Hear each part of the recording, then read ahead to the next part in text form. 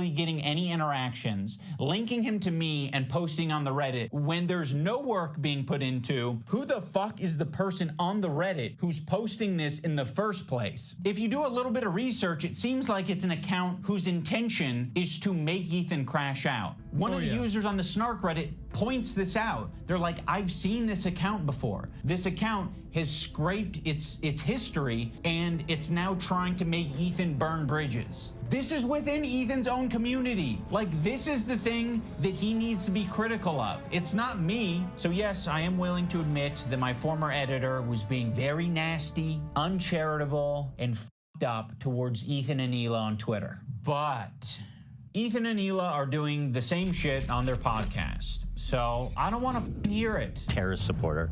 The CEO of Twitch. Pedophile. Now I'm going to watch and respond to the 2 podcast streams where Ethan and Hila call us spineless cowards. Anyway, this guy was saying shit like that Hila's a Nazi, that she kills kids, that she went on like, she's like a IDF baby killer, all this types of shit. And that's showing up right up on us Nisa's and iDubbbz's feed. My good friends who I stood by after all these years can't find a spine to speak up. You know why? Because they'll get murdered. You don't know what's on my feed. What the f is happening? For all you know, I only use the For You tab. For all you know, I only use lists. For all you know, I'm seeing these things tweeted out by my editor of a year and a half ago and saying, God, that is nasty. I'm just not gonna throw someone away because they're having a parasocial weird moment. Just like I'm not gonna throw Ethan Klein away because he's having a parasocial weird crash out. How many women I fucked? Hassan, by the way, thousands. Yeah, thousands. Let me ask Galia. These shoes do not go. I'm sorry. Oh my God. Hassan's the type of dude who watches himself in the mirror when he has sex. Watching me on a 30-second delay on your stream. Wait. Anytime I see new clips, I'm like, come on, bro. Why are you saying these things? It's just, it goes back to stupid, sexy Hassan every time. It's so strange. It's a strange thing to do. That's what wait, how does he know I'm watching already? Because you've been talking about it for the last 5 minutes. It's not a petty beef. It's like, this guy is evil and he's doing anti-Semitism. These shoes do not go. I'm sorry. There are many people, I'm sure, who have unfollowed you for the things that you've said and done. And I'm sure there are even more people who have stayed following you because they don't want to throw the baby out with the bathwater. They don't want to throw someone away because they've had some hard moments. We're all fucking human. My good friends who I stood by after all these years can't find a spine to speak up. You know why? Because they'll get murdered. And what you're saying to me is that I'm a bad friend and I'm a piece of shit. I'm spineless. I'm cowardly because I am following someone on Twitter.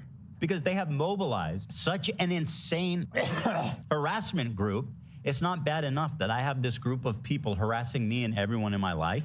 It's that people outside of this group, journalists, creators, are actively participating in this gaslighting to make it seem like I'm crazy. I don't think I'd seen him go the distance on this stuff, but like that's crazy, man. That's how does no one around you go, dude, what do you mean journalists are like actively gaslighting you? Holy it is truly a historic crash out in the sense that it's ironic because like he used to make fun of Tim Pool. Tim Pool has that famous clip where he's like, nobody wants to date me.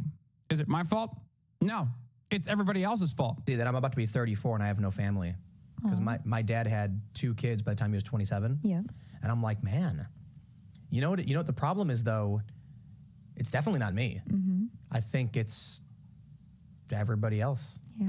And he used to joke about that all the time. He used to use that all the time to make fun of Tim Pool. How does he not see that this is literally that? The fact that the crew hasn't done anything is borderline negligent. I don't think the crew can do anything, dude. That's what I'm like. I don't think they can talk to him at this point. I mean, I don't know what he's getting at here. Like, yeah, people are gaslighting you. A lot of people gaslit me when I apologized. That was actually like the #1 type of harassment I got was people gaslighting me and taking my newfound woke ideology to its extreme. I've probably done and stood by iDubbbz and Anissa more than anybody. I've stood by them when all the internet hated them. I don't like that Ethan brought this up because it makes the relationship feel very transactional. Like, you know, we're just meant to support each other online despite our own personal morals or principles. But I'll say this, I don't think they're any friends of mine. And certainly I don't think they're any friends of mine based on the text conversation I had with them too before I even talked about it. So I have nothing.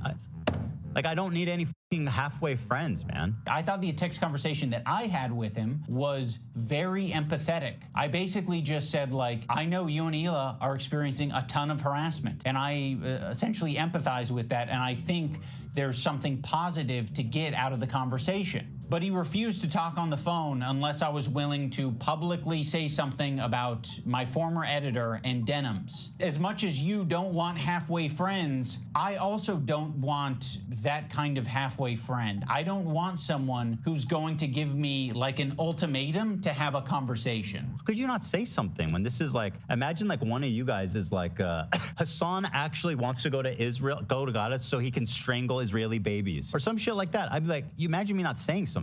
You're trying to make a one-to-one comparison where there isn't one. This guy that I follow on Twitter is not in the same relationship as you and one of your current employees who is streaming with you 3 days a week, 3 hours a day for the past 10 years. At one point during the stream, Ethan and Hila bring up Adam McIntyre. Now, Adam does basically the same thing as my former editor. He's critical of Ethan and Hila, and he is sometimes uncharitable and nasty towards them. Adam McIntyre needs to just like disappear. That guy is a piece of shit, like of the lowest order. I never even stood by him when he talked bad about Trisha having a kid and called him like the spawn of Satan. He was supposedly on our side. I would never even co-sign that. I was disgusted by that statement too. I remember when he called her kid the spawn of Satan. I never said anything and like I was that. supposed to be like cheering on, but I wasn't going to cheer that on. That's disgusting. Why do you forget that he called her children, which is something we would never do, the spawn of Satan? It's disgusting. It's a piece of shit of a human. It's just incredible who ends up being the good guys in this story. You know, it's really something.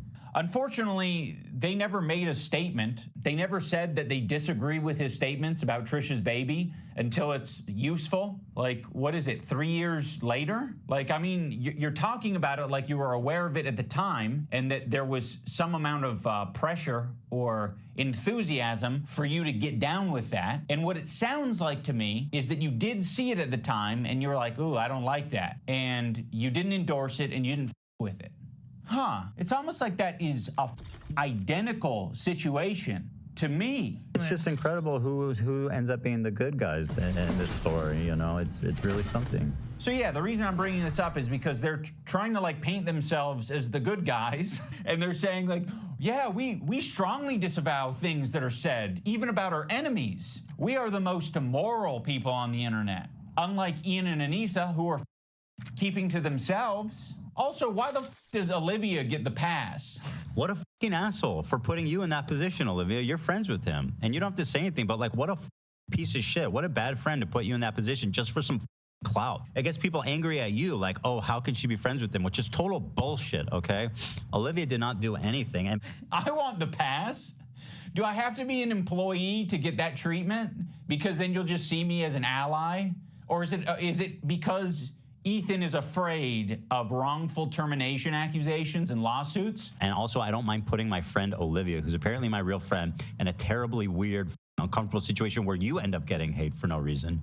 Also, don't frame it as like other people making it hard on Olivia. You're making it hard on all of these people. Please acknowledge your role in this whole thing. It's true. Like, it's crazy how warm Ethan is to Olivia and saying how Olivia is essentially just a victim in this whole thing. It gets people angry at you, like, oh, how can she be friends with him? Which is total bullshit. But me and Anissa are spineless. Ethan, your whole system is scrambled. My intention isn't to throw the employees under the bus. Like, you guys serve as the foundation for calling out Ethan's hypocrisy on the whole subject. And I know that you guys have probably pushed back against Ethan over the years. How often are you supposed to do that? Do you have to do that every week? It kind of seems like it. And that's exhausting. I don't want to confront my boss. It's not my job to confront my boss and say, today's segment on rapists and pedophiles on Twitch was not like my favorite segment to be a part of. Yeah, friends like these. Oh, yeah. And our other good friends. Yeah. Anissa and Ian. Thanks, Anissa, for standing up for your girl.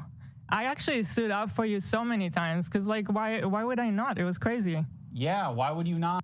This also doesn't make any sense because, like, I actively avoided talking about Ethan for a year when he apparently was doing a bunch of this stuff. He was apparently having not the best takes about Israel as Israel was pummeling Gaza. And people kept bringing it up. And I was like, I don't care about what Ethan has to say. I defended him over and over again. I don't expect anything transactional out of this. But it's crazy that, like, for me, I cared more about the issue at hand and not necessarily the drama amongst content creators. So there's an entire compilation out there somewhere. I think it's like 8 minutes, over the past 16 months. The first, like, post leftovers year from November 2023 all the way to November 2024, pretty much, where I'm like, I don't care. Remember, Ethan is not your enemy. Ethan is not pro-Israel. Because I thought that he wasn't. Like, I thought that he was maybe internally conflicted to a certain degree, given his proximity to Israel. I thought that he had an attitude that was significantly more critical of Israel than what it has become. And on top of that, I recognized that there is a lot of anti-Semitism on the rise. And I think that Ethan, as someone who had experienced a lot of the anti-Semitism online, was unable to parse through the actual progressive fans that he had that were telling him, not from an anti-Semitic perspective, that what he was saying was Zionist propaganda that is pro-Israel propaganda, and the people who were just being anti-Semitic and saying, of course, you're a Jew, that's why you believe these things. I recognize that. I understand that. There are plenty of Jewish Hasanabi heads in this community, many of which had a different opinion on Israel before October 7, many of which that went through those motions. That's precisely the reason why I had Simone Zimmerman and Noah Colwyn on the broadcast. Noah is obviously, as you guys know, a great friend of mine, host of the Blowback podcast, fantastic podcast about American foreign policy and its consequences. I highly recommend it. But I watched the Israelism documentary, and I had Simone on as well alongside Noah. And the reason why I did that was because I wanted to help other people that had been trapped in this internal conflict to see a way out of it, to be able to recognize the social conditioning that led them astray. And I think it's been relatively successful as well. And yet, after all of that, what did I get? Over and over again, just smears, collaborating as Ian showed here, collaborating with a community that has haunted my ass and has tried to turn me into a lolcow, knowing full well what kind of harassment I withstood from the sex pestiny community. He went around and he got clips from them to prove a point to his audience that no, Ethan and his statements on Israel wasn't the reason why progressive fans were leaving him behind and calling him a Zionist. It was actually me. I had brainwashed his progressive fan base. I had brainwashed them with my, I guess, stupid, sexy Hassan ways, that I was a truly evil person and a secret anti-Semite. Fucking insane. I mean, if that's truly what you believed and you weren't just going to use it later. Of course I was going to stand by you. That's insane. It's absolutely insane and disgusting. But now you choose to hang out with people that would have a problem with you if you defended me. I'm not going to assume that Hila knows, but I'll say it for anyone who doesn't know. Anissa is half Lebanese and half Irish. For anyone unfamiliar, the Irish have been on the receiving end of a lot of oppression and genocide. On the part of the Lebanese, they've received a lot of oppression and attacks from the IDF. So Anissa is very well familiar with the propaganda and the shit coming out of Israel. Choosing now, out of all the times, to be like, please defend me. No, we're not gonna fucking defend you. Rudy was saying that Palestinians are taught at 2 years old to kill Americans. Do we have that one? Man, like just the other day, Bibi fired a really good guy that a lot of people are pissed about. He looked mean. I thought he was mean just because he looked mean. No. It's not. So yes, you caught us. We're not gonna run to your defense when, I don't know, we follow people. We be following. That's one up thing that you can say about Anissa and I is when we're on Twitter, we do be following. So, The problem. okay, if you want to hang out with those people and have no spine and not stand up for another girl that stood up for you, enjoy your new. Is there no concept here of like the output? Is that not even remotely important or interesting to the subject matter? It's just something that I don't understand at all, where they're like, oh, everything that we say about Israel is just, you know, you can't have any difference in opinion on it, because if you do, then you're anti-Semitic most likely. You're doing it in an anti-Semitic fashion. This is the major point of contention. Content creators have a finite amount of time online. What you do with that time and what you do with that platform and what you do with that influence matters.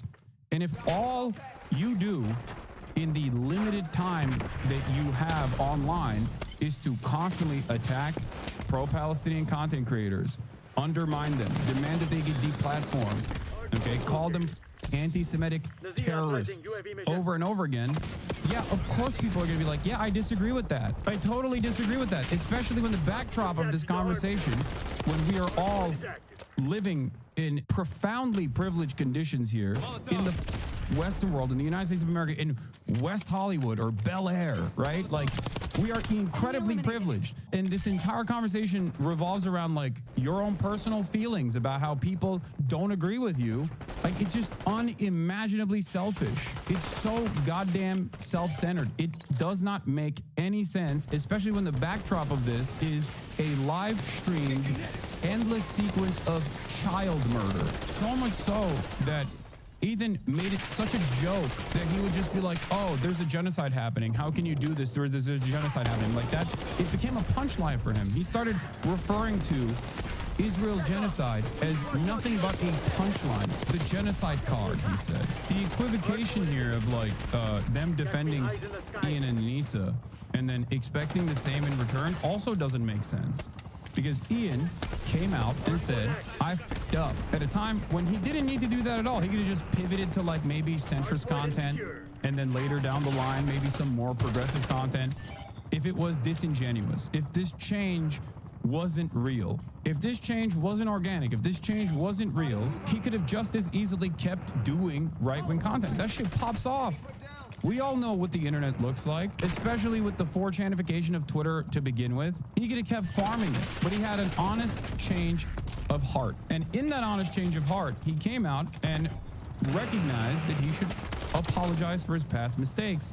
And he lost a big chunk of his fan base as a consequence of that. People became active haters of him. He had nothing to apologize for because of his apology. It is not the same situation. Standing by your friends in that regard, if you agree with the decision that they made to apologize, is an entirely separate situation than like actively crashing out on every single small, large content creator that's fucking pro-Palestine, trying to get people fired, trying to get people deplatformed, trying to take down an entire platform while you're on YouTube. Like, it's just crazy that yeah, of course, there's no equivalence here. There's no equivocation to demand unconditional support in this situation because I stood by you when you made a brave choice to apologize for your past mistakes. Suing people for Reddit clips, getting your lawyer to demand insane things out of college students that are operating anonymous Reddit accounts, thinking that there's this massive conspiracy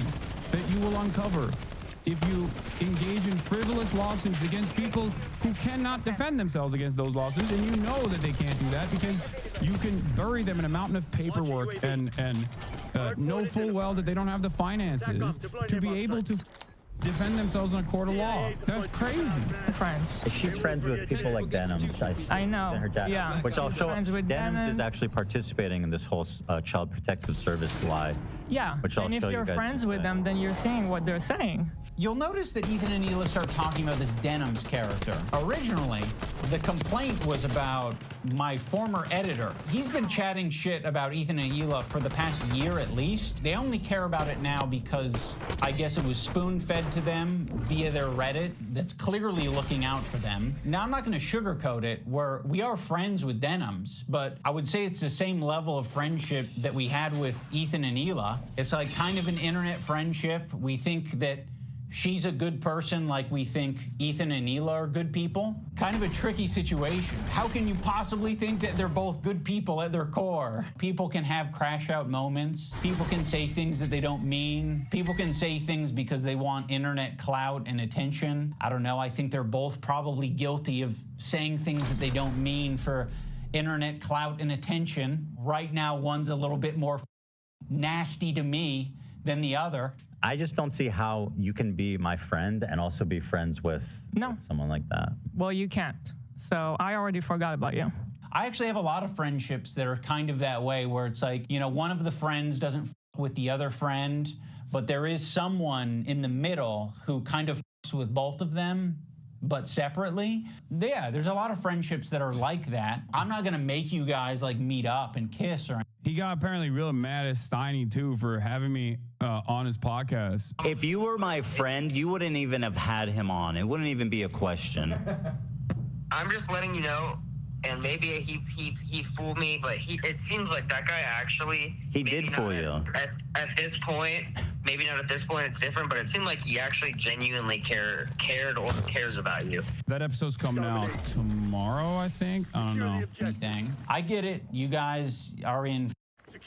You're either my best friend who's deep-throating me to the base of my cock, or you are Satan. You're the devil. The last thing I said to Anissa, we were texting before I ever talked about it. She's like, I don't care about this guy. He's a nobody, and, you know, blah, blah, blah. And I said, well, then you'll have no problem publicly denouncing it, right? Mm-hmm. And then from there, the conversation ended. She never replied. Ethan, you can't even phrase it in a way that doesn't make you sound like you're being coercive and shitty. Well, then, you should have no problem publicly denouncing it, right? Does that sound like a friend? It kind of sounds like something a powerful villain would say. But it was so funny how she immediately went to comment everywhere, like on our subreddit. She immediately had to comment like, oh, he doesn't work with us anymore. But that was it. That's all she said. But then say that you don't Okay. Do you have anything else to say for your friends, though? One of the reasons Anissa was so quick to clarify things in your Reddit is because your Reddit was already talking about who this editor is. And they were spreading misinformation that it was our co-host on our podcast, Uncle Bane. So yeah, the last thing we wanted is this guy getting pulled into this mess, and you guys don't give a Would it have been nicer and more supportive to say, we don't agree with the things he's saying and we support Ethan and Hila? Sure. Like, yeah, that would have been a nicer thing to say. Our silence means something. It means that we would like to pause this relationship until you figure your shit out. And then maybe we can find a moment in time, I don't know how long it'll be, but a moment in time in the future where things are a little bit easier to broach. I don't think we need to do it right now, but you've insisted that this is an important thing to address. I would have been perfectly fine with you not blasting me on your Instagram story. I would have been perfectly fine with you not blasting me and my wife on your podcast twice. I would be fine with you not brigading my comment section on my podcast that gets 3,000 views a week because I prefer to not to do harassment campaigns and instead talk about Vampire's Kiss. At least say something like, he doesn't work for me, and I... That's the other thing, is just like, it's so aggressive. Like, this is the method. It's the tested and true method to just constantly do this. This is how you churn out content, where you just discard people, real people. Sometimes people that are in your life. It just feels so crazy to do this. It feels like you don't care about human beings as human beings, and it's all toys to play with that you can just cast aside and discard like a piece of trash. The issues themselves don't matter. People's belief systems don't matter. Everyone is a piece of content for you. Anyone and everyone can be discarded, cast aside, like it's nothing. I strongly disagree, and I support Ethan and Hila. The problem is that makes me think of your behavior since you started being a Twitch streamer. Yeah, I famously did this all the time, over and over again. And don't famously hold on to relationships with people who are literally doing that to me, regardless of how vicious they might be, with the hopes that I can change their minds, while my audience yells at me and consistently tells me that I am a loser who doesn't care about real politics, but instead wants to defend his rich streamer friends. What are we talking about? People, unironically, in my community yell at me all the goddamn time. And the people that I started this stuff with, including my best friend in the real world, okay, that I brought onto Twitch, Will Neff, whose girlfriend, Caroline, I've also known for almost a fucking decade, are now content creators that have their own communities on top of everything else. But besides that, like Austin, who I have a podcast with, like these are the people who I started this journey with, and our friendship has only grown throughout these years. I don't want to have conflict. I don't want to have drama. While it's great for clicks, right? Awesome for the algorithm, takes away from the actual goals that I have here. Cutie being left out here, that's true. I got smoke for Cutie right now. That's why. Who's Cutie? I don't even know her. I can't even joke about stuff like this because people will like clip this out of context and just like post it and blast it and brigade everything and anything that I've ever been on. You know what I mean? To prove a point where it's like, Hassan has transsexual relationships. Look at him. You know what I mean? It's like, no, of course, I love Cutie. Like, for the record. I did this with Aiden Ross until it was impossible to salvage. I did this with XQC until it was impossible to salvage. There's a reason why, outside of like classic quote-unquote villains online, there's a reason why you won't hear this kind of attitude from many other content creators, and it's not because I have them under a web of lies and gaslighting and fucking, you know, mind control or whatever the Ethan might suggest. That's not the reason. It's because I try to keep to myself. I did it with Nick Merckx. I try to talk to Nick Merckx directly when I saw him going down this right-wing path. Notice how there's one thing that is the most consequential aspect to all of these stories is their politics. It's their politics, first and foremost. That's the most consequential aspect because at the end of the day, as I've said this, and I did this with Asmongold too, at the end of the day, what I care about for content creators in particular that have massive communities is their output, what they're putting out there and what they're influencing, what they are normalizing. And even with Ethan, I didn't care about any of the shit that he was saying, but the reason why I obviously started talking about it was because after a year of sneak disses and smears and whatnot, he very clearly put himself out there as someone who was pro-Israel. Like, he does what he was doing. And he chose to do this at like 12 months in, a year into a genocide. It was a political disagreement that I had, and I tried to stick to the issues on that front too, and not the petty grievances. Chatters still try to bait me to this day. They're like, oh, look at his tattoo, look at this, look at that. It's like, I don't care about that kind of stuff. I care about what he says. I care about what any content creator says within the finite amount of time that they appear online, what they are presenting to their communities, what they're advocating for. That's it. But she doesn't. That's the problem. That's the problem. She actually... She thinks they have a point. That's the problem. Yeah, so go f yourself. I agree. Go f yourself. What about your girl? This is what I'm talking about. This aggression that you're putting out into the world. What the f do you think we're gonna do? You think I'm gonna fucking sit on my hands when you do this shit? Like, this is nasty. We had such a fair response to what you guys were going through. We don't support harassment. It's a bad thing, but it happens, and you're perpetuating it. You fucking propagandist, lying scumbag, terrorist supporter. He probably sets up a mirror and jerks off watching himself. Dan KKK Clancy has a similar view of Hitler. Because Dan Clancy, the Nazi, fucking anti-Semite.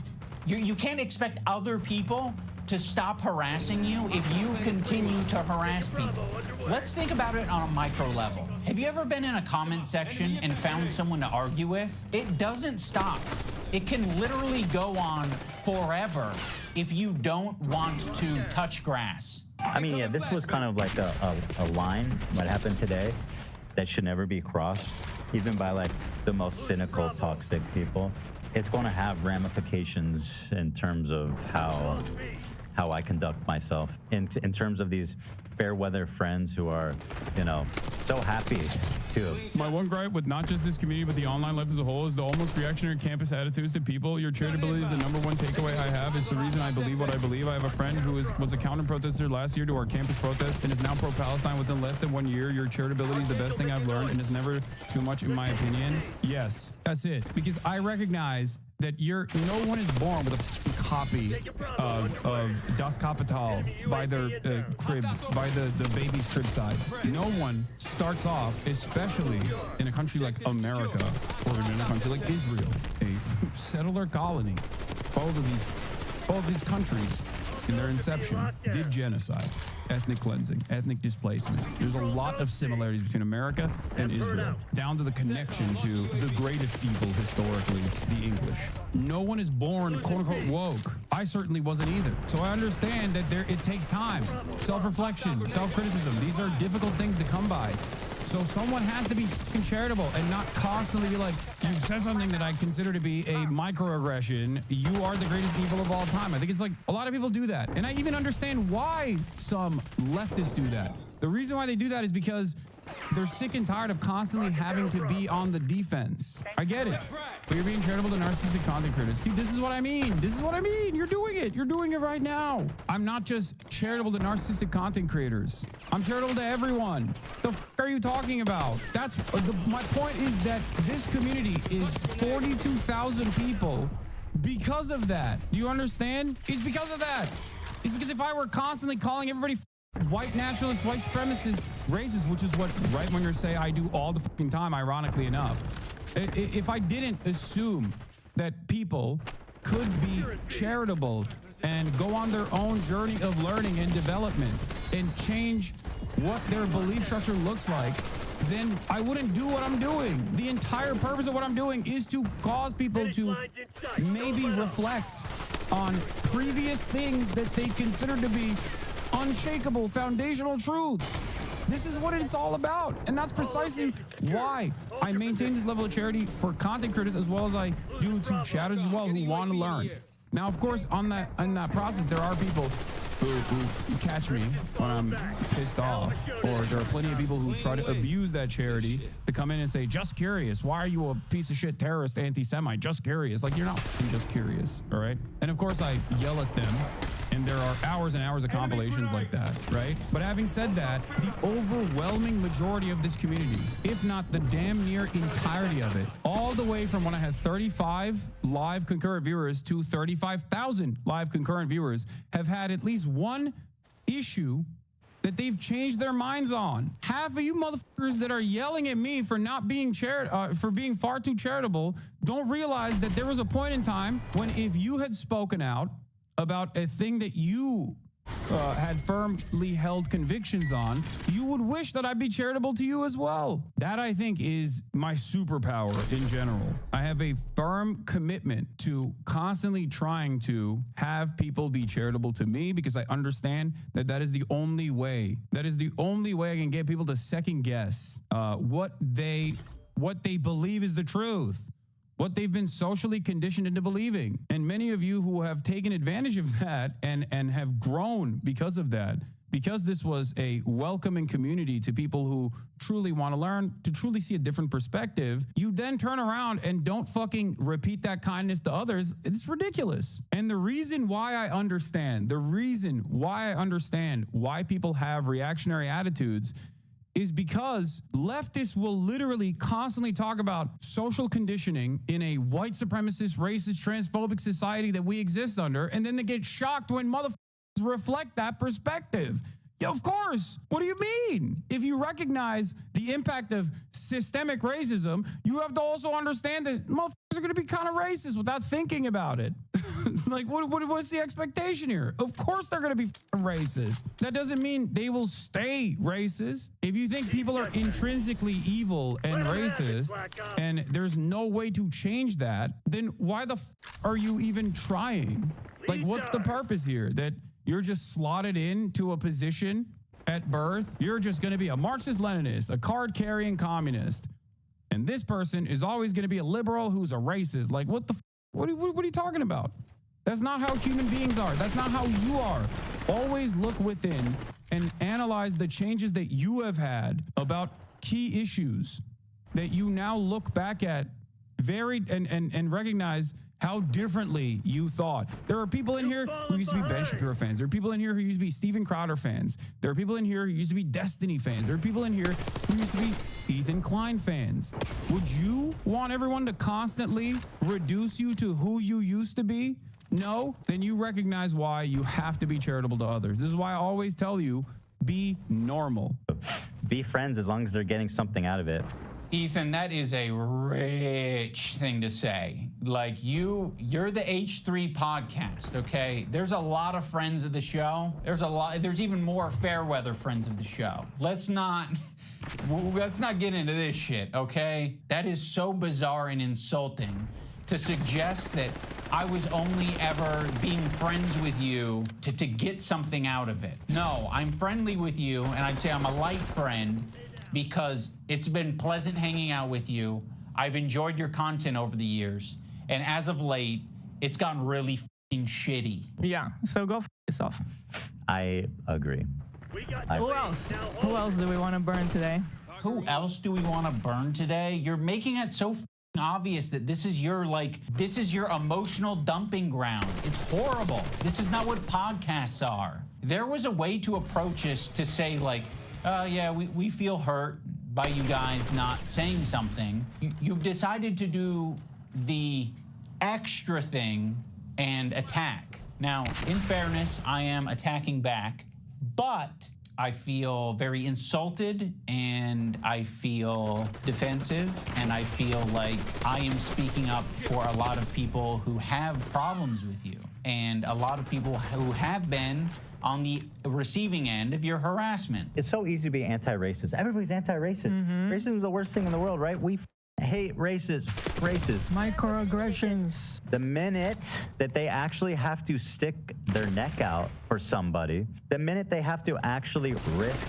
This is also the other problem, is like saying that you are defending Israel after 16 months of genocide, and that is a byproduct of Zionist ideology, which is a fascist ideology, is not anti-Semitic.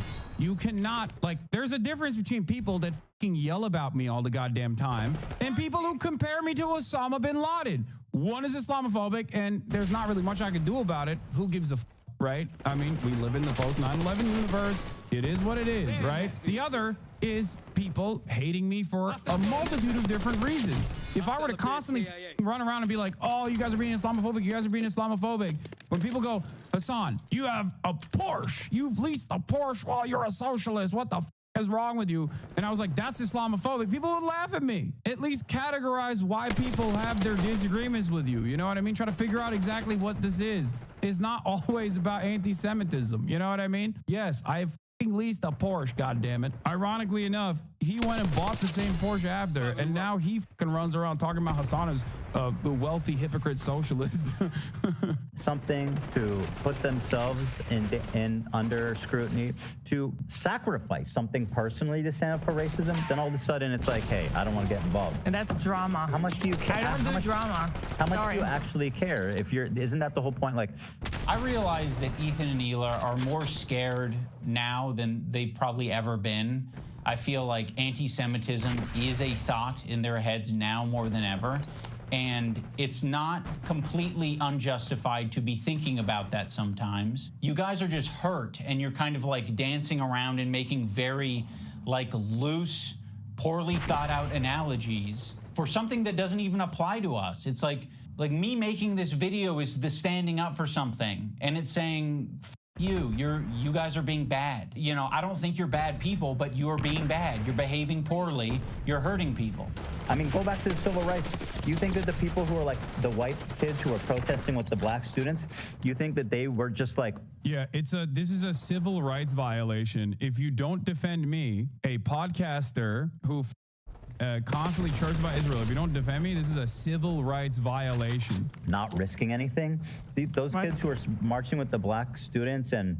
So in Ethan's analogy, he's the black student and I'm the white student, but I'm the white student that's not, you know, marching by his side. I'm not doing the difficult thing. You're gonna have to march on your own, black student. Marching with the black students and... I mean, why is it inspiring? Why is it inspiring? Well, and it's the same... laughable thing to compare yourself to. Jesus Christ. Thing to bring it back to the song just because, but it kind of is the same thing. Like I was thinking about going to Gaza until I found out it's dangerous. He's a total performative activist that doesn't give a single fuck about the cause. It's been performed exquisitely, harassing one person and seamlessly transitioning into harassing another one. If anyone's been watching for the past year, I'm pretty sure they have a good idea of your feelings about Hassan. Like people like Anissa are the perfect example because she's friends with these people. She's friends with Denims. Denims is streaming this story about our kid I'll show that, yeah. getting Giarda from the dog, whatever. I'm sorry, I'll accept this this position from anyone except you guys. You have laid the groundwork for this type of streaming, which is watching people's shit and giving your unfiltered reaction to it. Why would you expect Anissa, of all people, to say something to Denims? Okay, so by that logic, we should be saying shit to you guys all the time. But I have a feeling you guys wouldn't like if we said shit like that to you all the time. Yeah, we've been respecting you as independent content creators. You can do what you want. We'll treat you as adults. Maybe we shouldn't have been treating you as adults. She could say so much, and it would make her a little bit uncomfortable, right? It's not comfortable. She'll get a little bit of shit. Yeah, just for But saying that would be commendable. And by the way, it kind of speaks for itself that saying, hey, their house is clean, they're, you know, they're actually good people, like that's gonna get you shit. That kind of says it all, doesn't it? There isn't a single person that I respect who would give a if I publicly said that Ethan and Hila are great with their kids, Ethan and Hila didn't kill their dog, and Ethan and Hila wipe their asses or don't have giardia or whatever the prompt is. No one would care. The only person who would care is me, because I'm like, why did I tweet this out? I'm not tweeting out because I'm not your lapdog. That's why I'm not tweeting it out. I'm not saying it to my audience because I don't give a It's not my business. Also, people disagree with you, Ethan. A lot of people do, as a matter of fact. Not only do they disagree with the way you go about dealing with issues, but also people disagree with your overall sentiment. They disagree with your opinion, and it's not in an anti-Semitic capacity either. Some of the people that Ethan has deplatformed are Jewish, okay? Like the Arabs podcast. He called him a token, a person that he tried to get fired from their Good Mythical Morning production job. Matt Leap, also Jewish. Like, what do you mean? It's like you don't care. It's not anti-Semitism at all. It's just me. People don't like what I have to say. They must be anti-Semitic. Like, what a fucking silly way to approach reality. That's, in my opinion, doing something that's difficult and standing by your principles. That's the whole point. That's what makes standing by your principles. Ethan brought up how Sam Hyde broke iDub. Some of the chat likes Sam Hyde now. Dude, that is crazy. He made Sam Hyde look good. Lemafayal. We love Sam. Just because we hate Hassan and iDubs doesn't mean we like Destiny and Sam Hyde. Who's Sam Hyde? Sam got him, Lamau. Sam's gonna eat this up, lol. Sam is too smart. Lol, Sam Hyde W. Is wild. Is wild because, like, if there's a real rabid anti-Semite in this equation, it's not me, it's not iDubbbz, it's Sam Hyde. He's literally a pedophile Nazi, okay? Not only is he a straightforward Nazi, he's also a fucking abusive pedophile. And this motherfucker is like, he doesn't have issues with that because, like, Sam Hyde hasn't said anything about him personally. It's just so simple. It's what you see is what you get. If you criticize Ethan, okay, recently, if you have something to say about Ethan recently, no matter how gentle you might be initially, you're the fucking worst guy, all right? You're the worst guy on the planet. You're the biggest anti-Semite on the planet. If you have something to say about Israel or Ethan's takes on Israel, oh God, that is the highest stage of anti-Semitism you're gonna arrive at. You could be a literal fucking neo-Nazi. He also said Sam is an extraordinarily funny guy that inspired me when I was coming up. He's just a little crazy and potentially a Nazi. Yeah, I'm a rabid anti-Semite terrorist. Sam Hyde, who is an out and about Nazi is potentially a Nazi. What is happening? How can people not see that this motherfucker doesn't give a shit about anti-Semitism at all? What do you mean potential? Principles admirable is that it's not always easy. Why are you saying that I'm not standing up for my principles when you don't even know what they are? I get, like, we're a little bit past directly naming me, so we might have gone off on a tangent. If you maybe accepted the phone call and we talked about it, you could have asked me, hey, Yeah, real life friends with Andrew Anglin, like, who gave to his defense fund. Like, get the fuck out of here. what are your principles? And I can tell you the way I've been behaving is exactly in line with my principles. Now we're going to talk about the BDS list. We're going to start off with Frogan because obviously this is like as bad as it gets. If you're following Frogan, that can only mean that you're anti-Ethan. Oh, this is not a good start. Love of the H3 podcast. You are following Frogan, so that means that you are anti-Ethan. Sam, Morg Pie, friend of the show. Olivia, Ian, Daily Dose of Internet is anti-Ethan. Jesus, this is Pokimane, comment etiquette. Oh shit, Asmongold's in here. Asmongold follows Frogan. No, Asmon.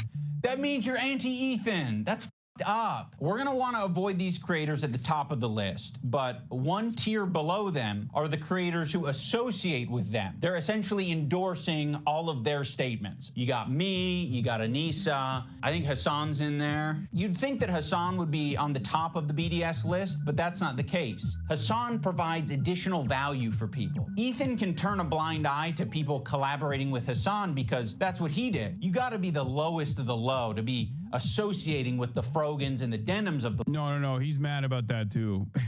He literally, ironically enough, maybe Idubs is not aware of this. I remember this. Ironically enough, after brigading the Trash Taste, the Brigading the Trash Taste podcast, so did Asmongold. Asmongold did that as well. He turned his crosshairs on Theo Von. The irony, of course, was that Theo Von had literally one day before me, and I did not know this at the time, had Candace Owens on, and he thought that he could get Theo Von to look at me as an anti-Semite dangerous terrorist when he had Candace Owens on. And Ethan didn't give a fuck about Candace Owens being platformed by Theo Von. He was like, Hassan is being platformed by Theo Von. Does Theo Von know how much of a dangerous anti-Semite he is? Yeah, make sure Theo knows how you feel about hosting terrorist-adjacent creator. Do you not care at all about how you look, man? Like, think about that. Think about that, bro. Like, this right here there are a million examples of Ethan demonstrating that he doesn't give a fuck about anti-Semitism at all and only has this like personal agenda towards people that have said, I don't like what he has to say about Israel. He's just lost in the sauce. He's defending Israel, right? He can't stand that shit significantly more than he actually cares about real anti-Semitism. That he turned around and got mad about this and not about Candace Owens being on the Theo Von broadcast. Like it's so transparent. You don't have to be the smartest Ethan Klein foot soldier to recognize the inherent irony right here. Also, 1 minute ago, Jesus Christ, dude, screenshot from 1 minute ago. Holy I know his ass didn't actually clap that himself. He definitely got it from his subreddit that is actively now a hunting ground for other subreddits, as a matter of fact. So, a lot of crossover with other subreddits there. The world. To associate with Hassan, that just makes sense because he's famous and he's got a massive fan base. Also, Ethan still follows Hassan on Instagram, so Hassan is in his feed. And that's showing up right up on... Yeah, that's... I didn't even realize that, but yeah. Us Nisa's and Idub's feed. It's important to remember that this is a living document and people can be removed or put onto it depending on how Ethan's feeling that day. You have this other tier of creators that exist below Hassan but are still anti-Ethan, but Ethan really doesn't want to bring your attention to these ones because it's kind of unpopular, A lot of them are famous. It's no coincidence that Ethan stays silent when these powerful, popular men are supporting Hassan. It's because Ethan is a coward. He's a bitch-made coward. I think Ethan has an unreasonable amount of respect for these comedians because they have power, they're quick, and I think he knows that they don't with his ideology. But he's going to keep that to himself because the last thing that he wants to discover is that people that he respects and looks up to, they don't with him. You're a coward. It's just his job. It's just what he does for his job. You know, he doesn't mean it. We're actually good friends. You know, he makes fun of everyone. It's not just me, right? Oh, also, I can't forget about Matt Lieb. Matt Lieb is in this like middle tier. His valuable association is Rhett and Link. So Rhett and Link, conveniently, are also in this category of popular and powerful men who Ethan does not want to burn bridges with. Oh, Chad Felix. Oh, Felix is going to love this one. Oh, no, dude. Felix Mogg. Oh, dude. Maybe Ethan will finally talk about Felix. I know he's been begging for it. He wants this so bad. Although he's sniffing around. This guy, Matt Lieb, he works for Good Mythical Morning. Of all people, this guy, Matt Lieb, who apparently is a producer for Good Mythical Morning. Well, this guy works for Good Mythical Morning, acting like he's wholesome, and he's bringing on somebody. Yeah, dude, classic Canary Mission ass behavior. Ooh, someone has said something mean about Israel. That's what Canary Mission does, right? They're like, well, gotta get him fired. For Ethan, it's not just about Israel, though, obviously. It's more so about his comments about Israel. God forbid anybody makes fun of Ethan. God forbid anybody has a disagreement with Ethan. Holy shit, dude. Time to find out where they work. Get him fired. It's crazy. Yeah, he brought on Boner Box because people were like, hey, Ethan, we're in your fan base. We are pro-Palestine. Who can we watch? Like, this was a demand. People were like, who can we watch that's like a pro-Palestine content creator? And he was like, here, this guy, Mr. Snipe Job himself. That wants to kill my wife or in a video game. And I think he should be fired, frankly. And I hope he is fired. He's pathetic. And he interviewed basically a terrorist. I think Ethan only respects power right now, which is one of the reasons I made this video in the first place, is because he thinks I'm weak. He thinks a lot of these other creators that he's gone out of his way to attack, he thinks that they're weak, and he thinks they're a target that he can bully, he can manipulate, he can send lawsuits to. And I want him to know that we're not going to be bullied. You're being a piece of shit, and we're going to call you out. So here's the button. You've got a video and you've got an audio. We're hitting both.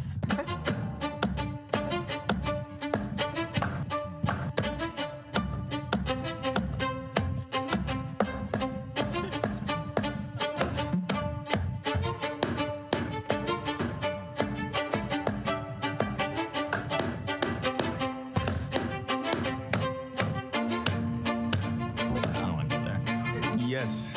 There's no point. Let's leave. Yeah, there's no need. Yeah. I don't want to. But shit, like, how pathetic are you? Don't worry if you don't have it all now. I don't like pedophile. Like the Eye of Sauron. I see you. I see you out there, you fucking cockroach. Dude, you be living with your... Dude, I think this button compilation also shows like the attitude change as well. The way he has like changed over time, not just like because he got physically healthier, right? Like I'm not talking about that, but mentally, like where he's at. Parents for a lot longer, buddy. Yes, please. I want to be a good Jew. I'm a good Jew. Please, guys, please. Oh, yeah, I don't think it was that big a deal. Of all the things, Anywho. It always surprises me what you think crosses the line.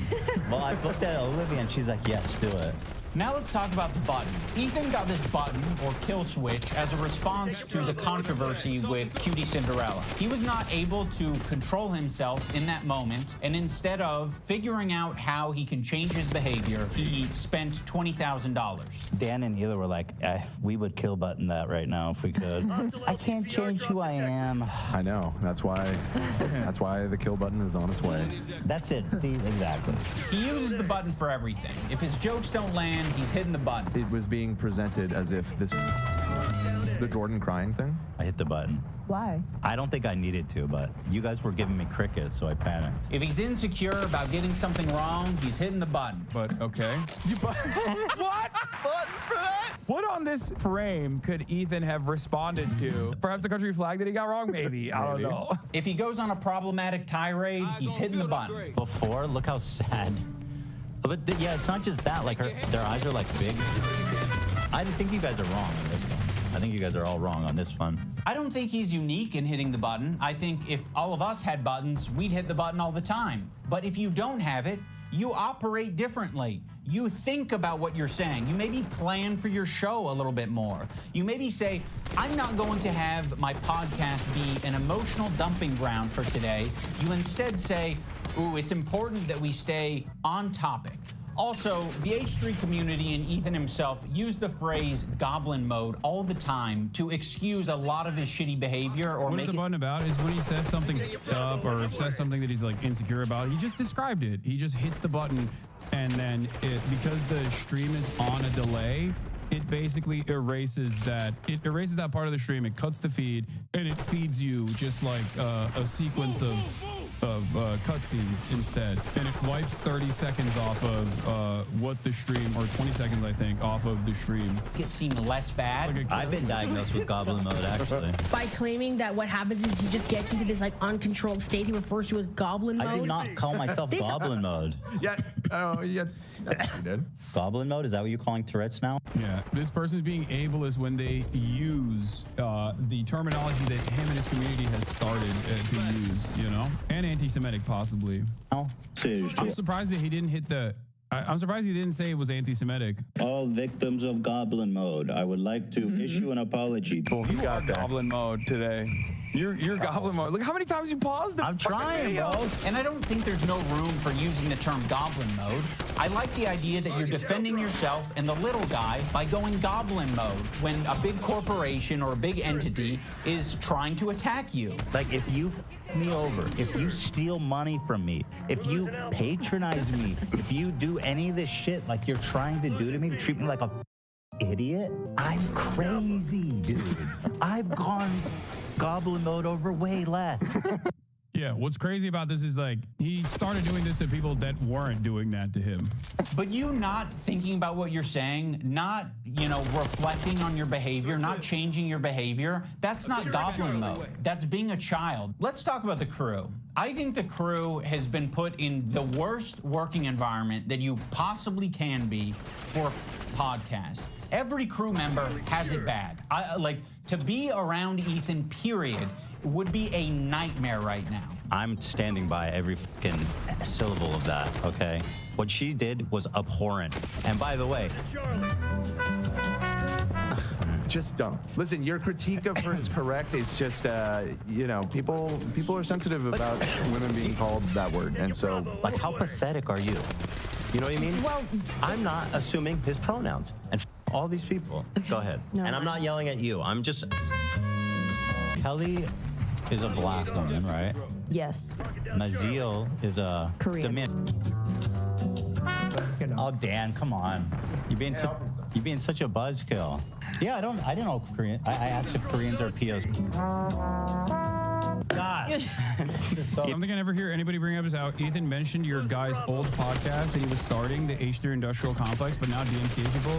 Yeah, for a brief moment, I think Ethan saw the Austin Eclipse Industrial Complex and my attitude towards IP and thought it would be beneficial for him as well. And I think it would have been beneficial for him as well, but I don't think he cares about that anymore. I think he's shown that he is willing to copy strike people for ridiculous things, like copy striking a Redditor for posting a clip from his stream. Like there is just no I don't know what to say about that. That's just like the most ridiculous thing you could do. You know, Dan's in the bathroom. Let's just not do this right now. I asked if Korean people are POs. The one time the button didn't work and we listened to how he spoke to AB without thinking that the internet was going to hear it, it was rude, it was nasty, and it didn't have this caveat of like, I'm not mad at you. It was anger, and it was uncalled for. Use they get access to cover most of it. Doing it. What are you doing? So awkward and terrible. I'm sorry, I'm not. Just like this is what I'm talking about. When it's always like We need to get home for our kids. it's like, bro. Oh no, I didn't want to finish it right now. I just I'm about finishing Wednesday. On Friday, maybe. Is it? You guys, like, All right, I'm taking my hand up. ay. What? Okay, well, all that. thanks, Button. And he didn't want to take accountability for it. He immediately wanted to deflect, and he wanted to say that the button him. First of all, I appreciate the hard work. I know you do. And I loved it, and I really enjoy it. But it's like every time we do it, it's like the show is what it is, and I know. it makes it. I was being selfish. No, dude, that button me, dude. Can you imagine that button me over like that? The button you? AB you? Who you? You yourself by being an asshole. He makes it seem like he's not a tyrant of a boss. For doing it. What are you Making it doing? so awkward and terrible. I appreciate the hard work. I know you do. And I loved it, and I really enjoy it. Dan, his producer, is constantly clarifying things on the air and making it clear that what Ethan said was a joke. Ethan is being overly defensive, or he's saying things that are like not true and he's exaggerating. People saw that. They thought that that was what you searched to I did pull not up type that photo. So I'm just clarifying. Thank you for clarifying. I appreciate you doing that. God forbid. It's okay because I buttoned it. Why? Because it's not that big of a deal, man. Just like your inability to. No. Hold on, Dan. How does it change anything? People knowing that we did it. It's fun when it's a surprise. Okay, well, you just asked how it changed. Surprise them on your show. Okay, all right. You know, I understand that that's his role, and he's, you know, Ethan's made that his job, or Dan's made it his job. Ethan leans on it so heavily, in the same way that he leans on the button. Ethan is leaning on all of these people to be adults and look after his behavior and give all of this emotional and empathetic energy for Ethan, but Ethan refuses to give it back to them. Also, let's talk about AB and Lena, 2 Lebanese employees, and you just continue to talk about the conflict like they don't exist. It would be nicer, a lot nicer, for you to shut the up about it. You're allowed to do that. Hezbollah in Syria alone killed double that much. All right, I'm gonna move on. I just want to play Hassan talking about bad empanada. Ethan doesn't want to change, and he wants to bring the entire crew down with him because he's putting them in this position every day, right? But it's more important that he gets this shit off his chest. It's more important. Yeah, that was, I assume he buttoned because he kept repeating the false information that Hezbollah personally had like barrel bombed Aleppo or some shit. Like he was making it seem like Hezbollah had an air force that killed 500,000 people minimum during the entirety of the Syrian civil war. And the only reason why he was even talking about that was to quote unquote dunk on me. That's the other thing. That's what's so crazy about it. He didn't give a about any of this shit. He just thought that this would be a cool, like, I got you moment. And basically everyone that understands anything about any conflict whatsoever was looking at it like, no, this is wrong. But it doesn't matter because most people don't know anything.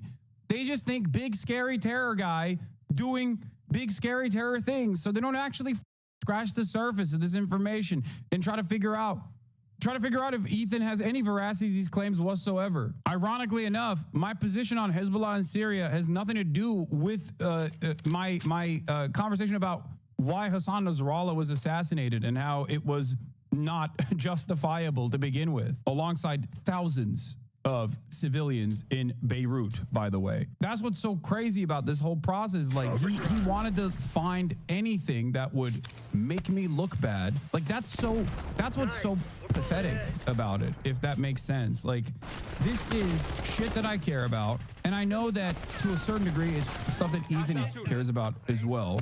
At least, like, to a certain degree, managing the conversation around Israel or talking about anti-Semitism, like, these are things that he cares about, for sure. But the issue is everything comes back to petty grievances and drama with him. Important that he dumps. We're all familiar with Goblin mode. Well, Ethan debuted a new mode recently. And by the way, my ratio is pretty good. Like, I'm looking at like 20 Goblin modes to 1 too far. Demon mode, let's call it. What makes demon mode different than goblin mode is goblins aren't really like an intimidating, powerful force.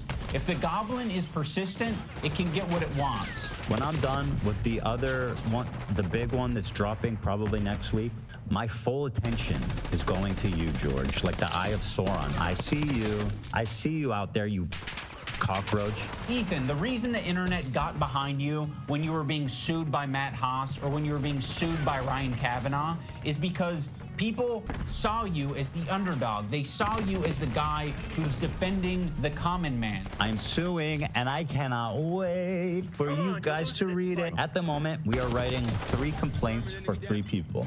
You are doing the classic rich asshole thing. You have a deficit of friends. You have a surplus of enemies. You feel really bad. You feel hurt. But you also have a surplus of money. So what can you do? You can use that money to bully and intimidate people. These public legal threats that you're making to fellow creators, these legal threats that you're making to people on Reddit, on Twitter, you're like, I'm hurt. These people are hurting me. What do I do to stop it? There's nothing I can do to stop it. I'm powerless. No, you have a ton of power. You have a ton of options. You have a ton of choice. That's exactly what you get for being filthy rich, is you can do all of these things. I've never want to sue someone for defamation, but like at what point do you kind of fucking have to? I mean, this is like basically someone calling you a pedophile. Be like, yeah, no, Ethan's a pedophile. Dan Clancy or whatever, like the CEO of Twitch, and be Pedophile. Dan KKK Clancy has a similar view on Hitler. Because Dan Clancy, the Nazi, anti-Semite, there are certain things you can accuse people of that rise above to make it like actionable, which is like wrongfully accusing someone of being a pedophile, a sex criminal, a murderer, shit like that. Dan Clancy now, in other words, he is a pedophile. Just the most oblivious person on the planet, dude. No self-awareness. No self-awareness. Bro, one of his fans showed up, rolled up to Dan Clancy in public, and I think like, I don't know what the they were asking him. I forget what the clip was about, but he literally posted it on his Instagram story, encouraging his fans to do this kind of thing. The only other time I've ever seen this happen was Destiny, when Destiny encouraged his fans to come at me personally, and Sam Hyde, ironically enough. They went up and they were like, why did Ethan Klein get banned? And the CEO of Twitch was like, I don't know what he's talking about. And he posted on his Instagram story. He was like, this is a brave journalist. It's so shocking. Now let's talk about the left-leaning Democrat. He presents himself as someone like me, a left-leaning Democrat who supports basic things. The thing that made me start to question Ethan's intentions is that when he was suggested to talk to Sam Cedar, a fellow progressive, a guy that Ethan respects and looks up to. He works with Sam Cedar at the Majority Report. I respect him and what they do there. He kept saying that it was racist or anti-Semitic to suggest that he talked to someone who's within the same ethnic group as him. That's why I said yesterday, like, I urge Ethan to talk to Sam Cedar. There are very thoughtful, very kind anti-Zionist Jews out there that he could talk to. I don't think that I will be able to reach him. What's the insinuation that I only listen to other Jewish people? You need to talk to my pre-approved list of Jews that like agree with me on everything. You know, it doesn't matter if they're Jewish, dude. It doesn't matter if they're fucking Jewish. I think most Jews. I don't think Jews at large view it. I don't think that is the... In what position are you to even say that? It's not motivated by myself. It's motivated by Jews against anti-Zionist Jews. Seriously, how can you speak for my entire ethnic group? I find that really interesting. Ethan, I don't know what to... Yeah, if you want to know, because he said it was anti-Semitic. I told you guys. My text message to him that he never responded to on Thursday, October 24th. Thursday, October 24th, the last text message I ever sent to Ethan Klein. I read it on stream before. I'll read it again. I don't know what happened over the last couple of months, but I'm trying this as a last resort. I don't think you see me as an honest person at all, but I really think you should talk to Sam Cedar privately. You clearly respect him a lot more than you respect me, and he has lived experience. This, of course, in reference to Sam literally going to Israel, becoming an anti-Zionist over the years, changing his attitude towards Israel. That's lived experience. This isn't about debates or drama or clips out of context. I have always admired and defended your open-mindedness and willingness to change your worldview. So I hope you will do this. In spite of everything that has happened, I hope you're doing fine. I hope your family is well and the crew is good. Also, not that it matters, but it was wild to see you using a clip titled Hamasabi from a Destiny community account in an unlisted link. He never responded to that. And instead, that was on October of last year. Think about all the things that he said since then. No, not 2023, 2024. That is when he was already calling me a terrorist. Over his extended crash out, he has unironically done shit that ended up hurting him in the long run too. Like, they pushed actively to get a politics tag.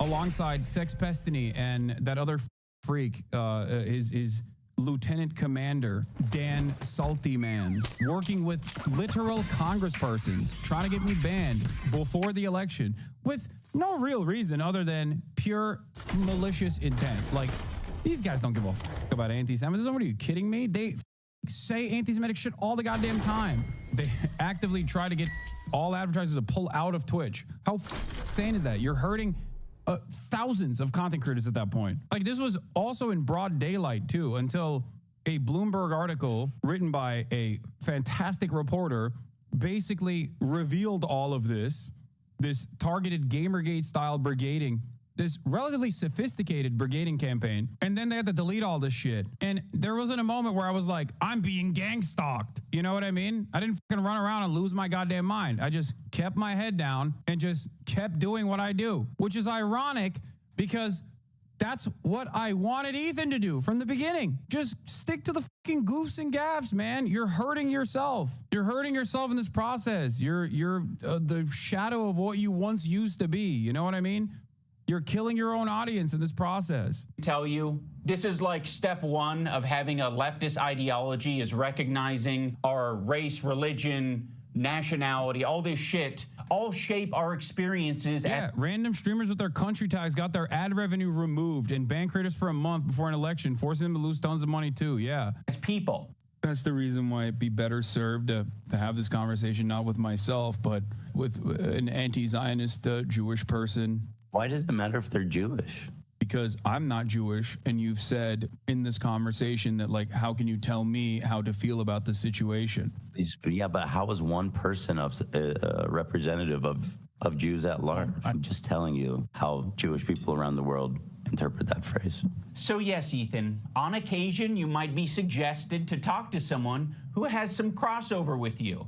It doesn't have to be your ethnicity. It could possibly be someone who shares progressive ideology with you. It could possibly be someone who is of your same gender. I think Ethan understands this concept very well. He listened to these women on his show when they told him that he shouldn't be calling women bitches. This bitch is intolerable. You are such a nasty bitch, Ken. I don't know if you can call her a bitch, though.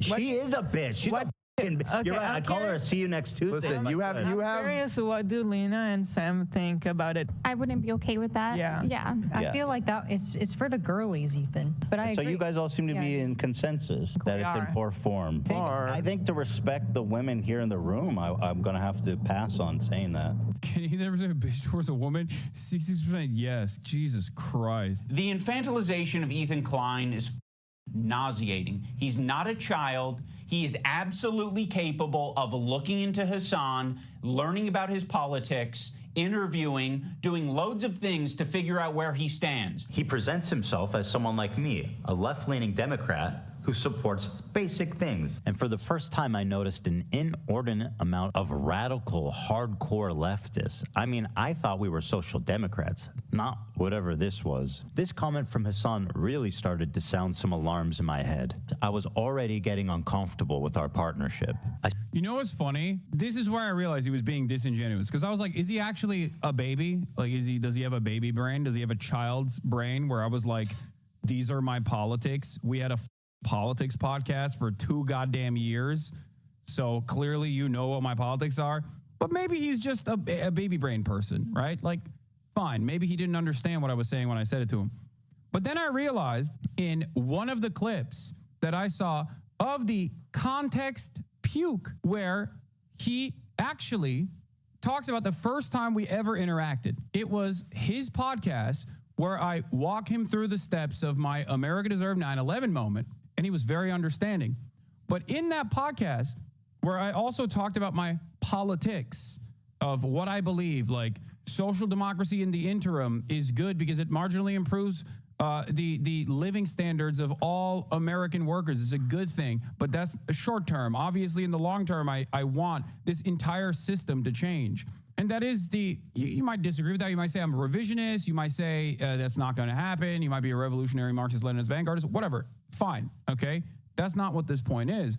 The point is that I was having this conversation with him, describing to him the steps of democratic socialism and how you arrive at democratic socialism and what my worldview is. And there was a bunch of socialist ass shit behind me when we were having that conversation. In the context puke, Ethan clipped that to make an argument about how I was actually a liberal, left-leaning liberal. He clipped his own podcast interview with me where I had a bust of Vladimir Ilyich Lenin and a USSR Ushanka, like prominently featured behind me as we were having this conversation. He cropped it because even he had the wherewithal, in my estimation, to recognize that if he were to show that, people would go, dude, you're having a conversation with a guy that you thought was a liberal and he has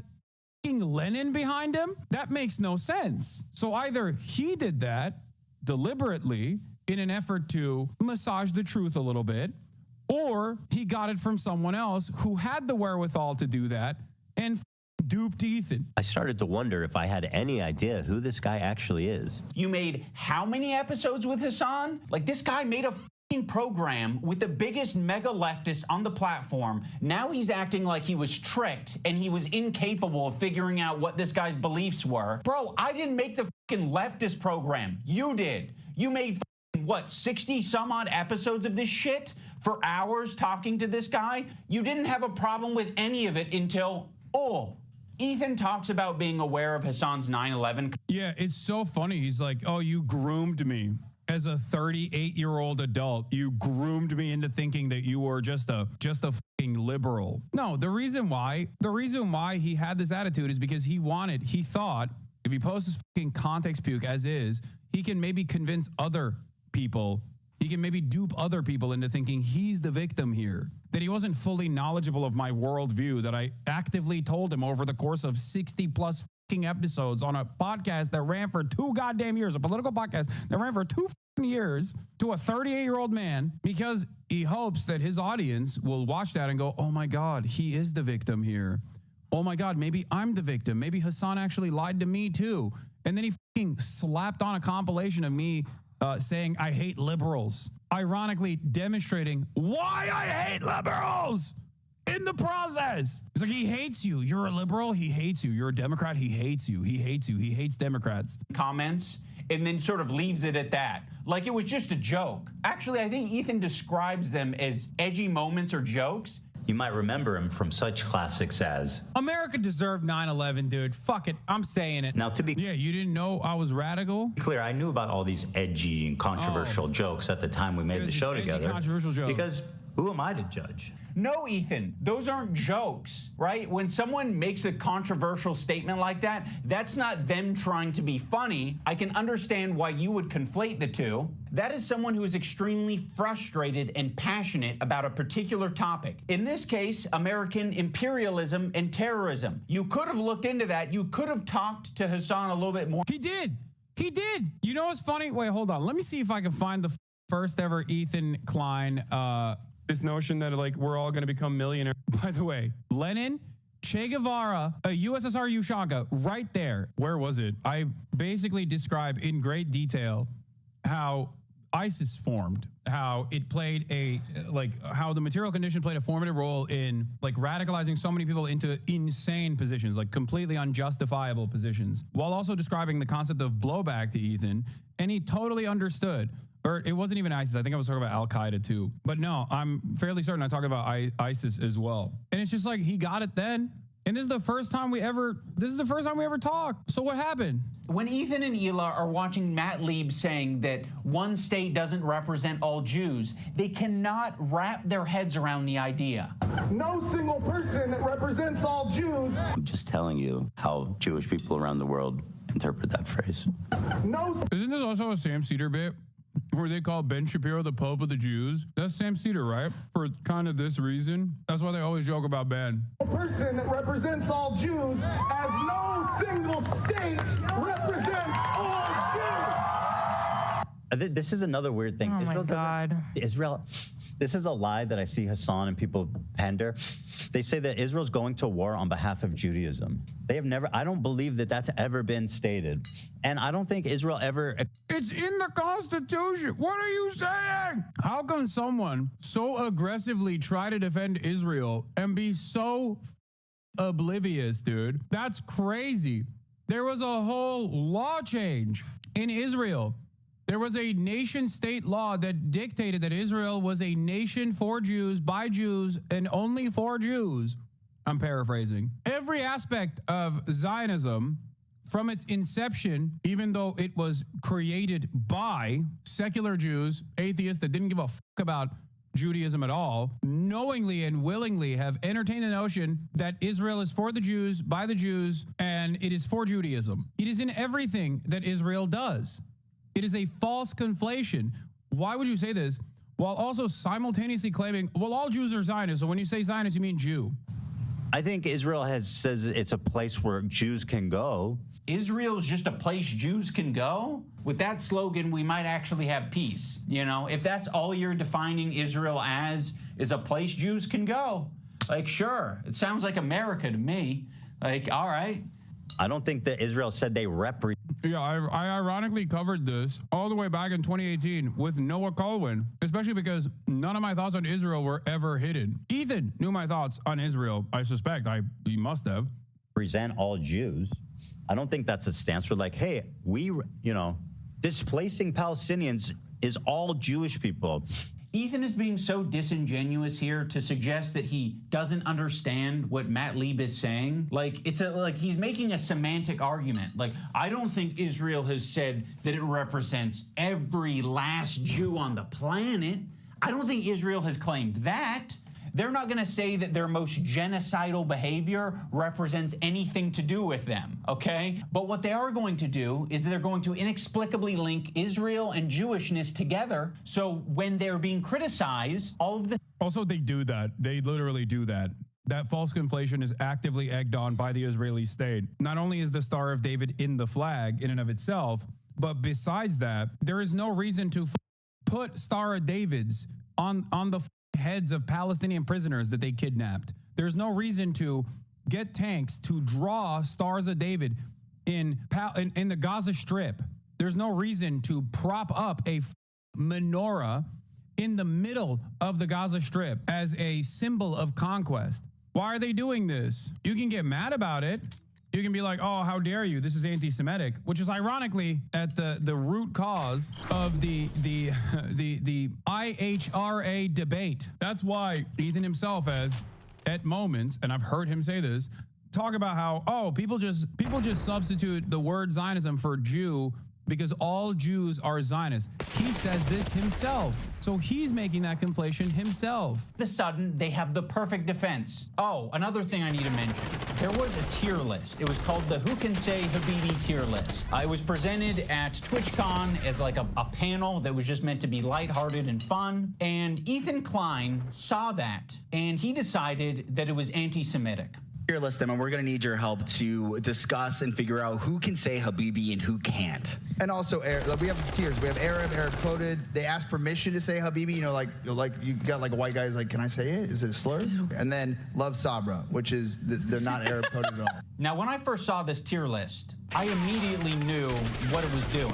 I was like, oh, it's a play on the who has the N-word pass and who doesn't tier list. Granted, Habibi is very different than the N-word, but it is a cultural word amongst Arabic-speaking people and Muslim people. Like, that is a word that's used. Habibi, it means my love. Oh no, don't do that, Habibi. Oh yes, Habibi. You're my Habibi, I'm your Habibi. So yes, it's meant to be a fun way that these Arab content creators can express their Arab culture and be proud of it and happy about it, because it's not like they have massive representation on the platform. Making a tier list based on race And nobody has a fucking problem with that. Okay, you have a tier list based on race. Where's the Jewish panel? Where's the Jewish panel? Where at the top it says Jewish. It's a tier list based on Arab to Jew. He's Arab, which is good. That's the best thing you can be on this.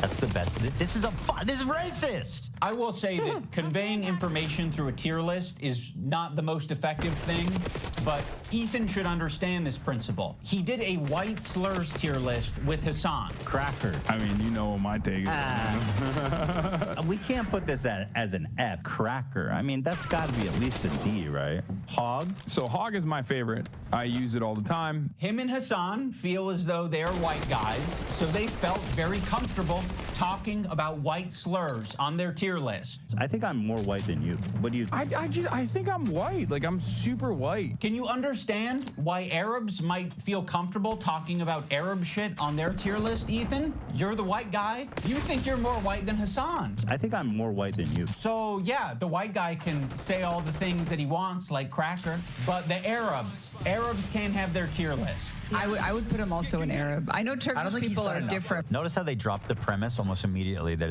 it's about who can say Habibi. And then it's like Hassan, okay, actually he's Arab. We love him. He's dope. He's Arab. Habibi is an Arabic word. That is an Arabic word, Ethan. Funny about this whole thing is that they say Habibi in Israel. Again, people underestimate just how like mixed Israeli culture is. Like we say Habibi in Israel.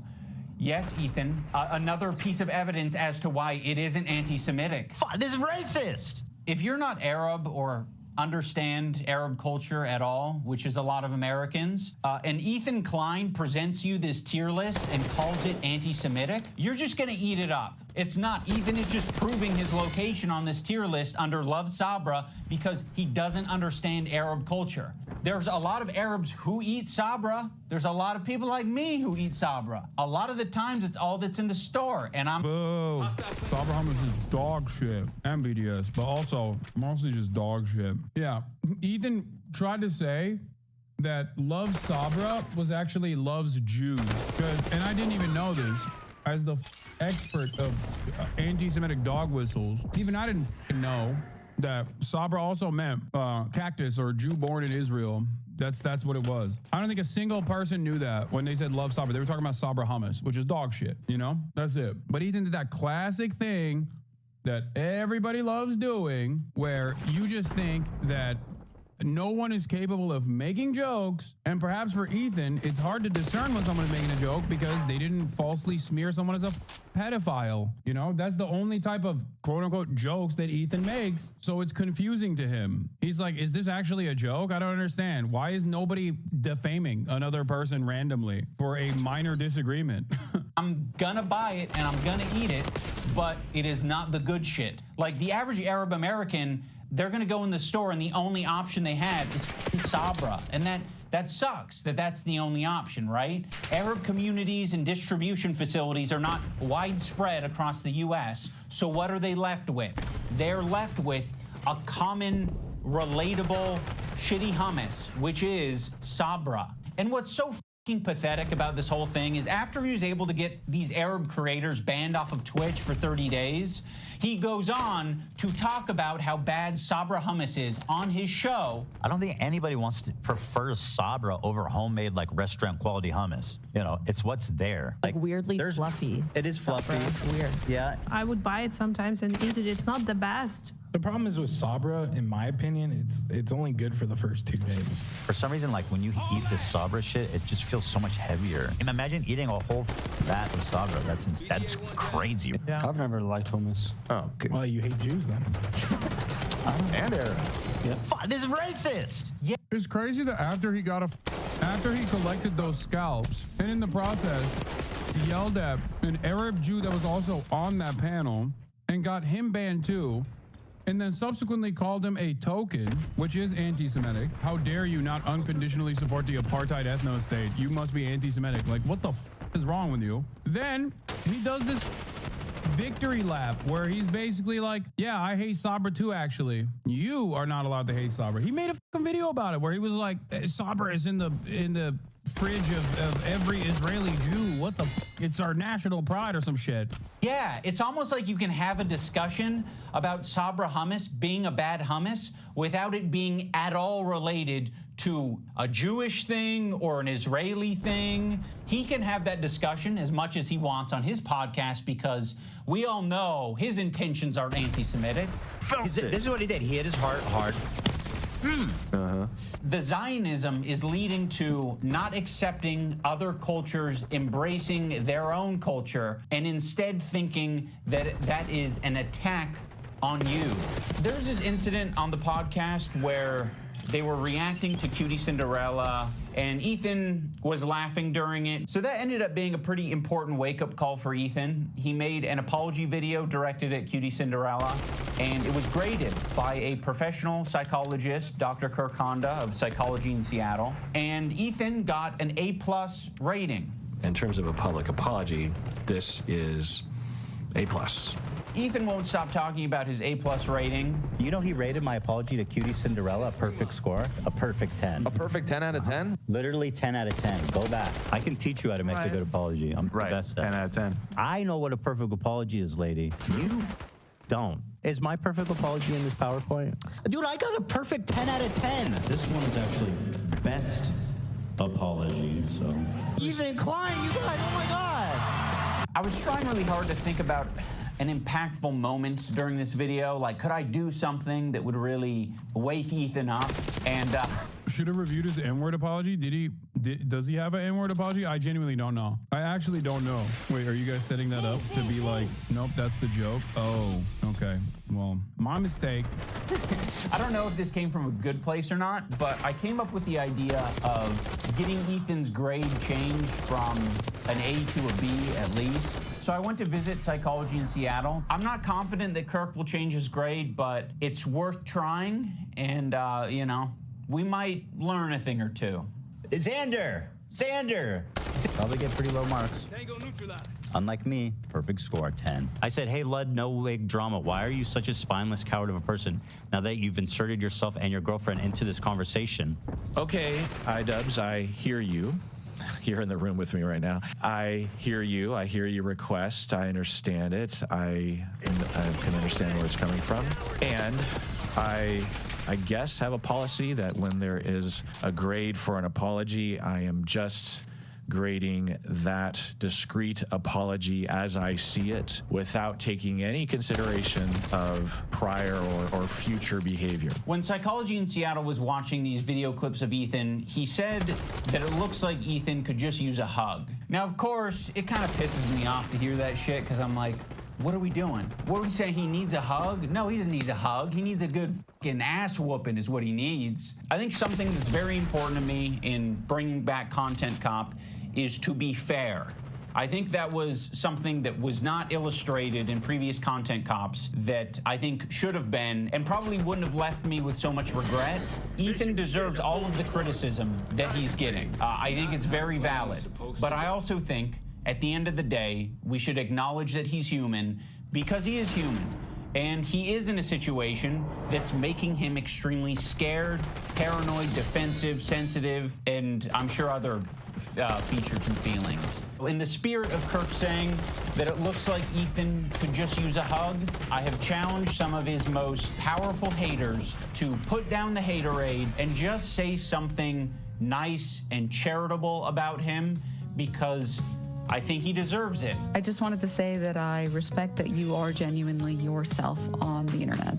I think a lot of other people respect you for it as well. I think that's a big reason why people were drawn to your content in the first place. I think that's a lot of the reason why your employees chose to work with you over anyone else.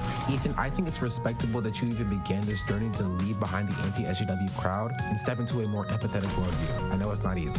Ethan Klein, I think that when you are being goofy, when you're being silly, when you are being lighthearted and just having fun with your friends, I think that is when you're at your best. So I'd love to see more of that. That'd be sick. I will be reading my letter off because I don't want to sound robotic. H3 used to be the sports for good that I used to watch.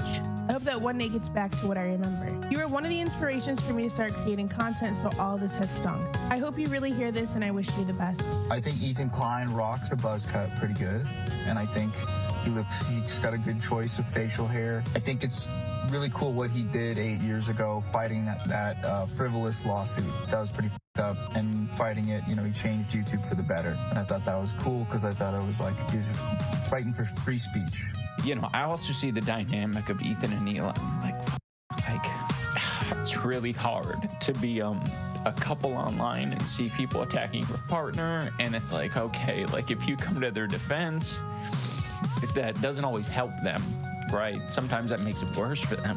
And I have been kind of slipping into a very unhealthy place where it's gotten worse and worse, and I get criticized more and more, and I get more defensive and more pulled up, a feeling of almost infallibility that I could take anything on. It led me to make a lot of mistakes, and then when I was criticized for those mistakes, then I would act extremely defensive and nasty and not really processing them in a healthy way.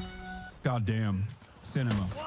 Where's yours? I didn't do one. I'm glad that other people did. Rogan did, but you didn't? Yeah, I didn't. Partially because I don't think it would have been helpful. The reason why I don't think it would be helpful is because, and this is what I told iDubbbz at the time, I was like, listen, I've made my position known in terms of wanting Ethan to get better, and I've said it so many times that at this point, it literally is just repeating the same thing that I've said over and over again, and that I don't think he will ever view it charitably. Like, I just don't think that he will look at that and see it as productive. Because in spite of all the things that Ethan has done, I still want him to get better. I still want him to, take some time off, really reconsider what he's done this entire time and get better. I have maintained that level of charity to this day, and that hasn't changed. And some people even say, oh, you just want him to get better because you want him to stop talking about you. And it's like, yeah, there's a level of self-interest there for sure. It doesn't really matter. Like, Ethan trying to tarnish my name, Ethan trying to come after me, has demonstrably not worked. He's not the first person that has decided, I have a political disagreement with this person and I'm going to do everything in my fucking power to constantly call this guy a piece of shit and make my audience hate him. This is my entire career. I'm a leftist online, dude. I'm live 8 to 10 hours every day. Of course, I open myself up to attacks just on that alone in perpetuity. It's not new. Ethan will not be the last person that comes after me and kind of loses their mind in the process. So yes, and Steiny asked me this question as well, ironically enough, on the podcast that we did. And I said the same thing there. I wish him well. I don't think that all of this...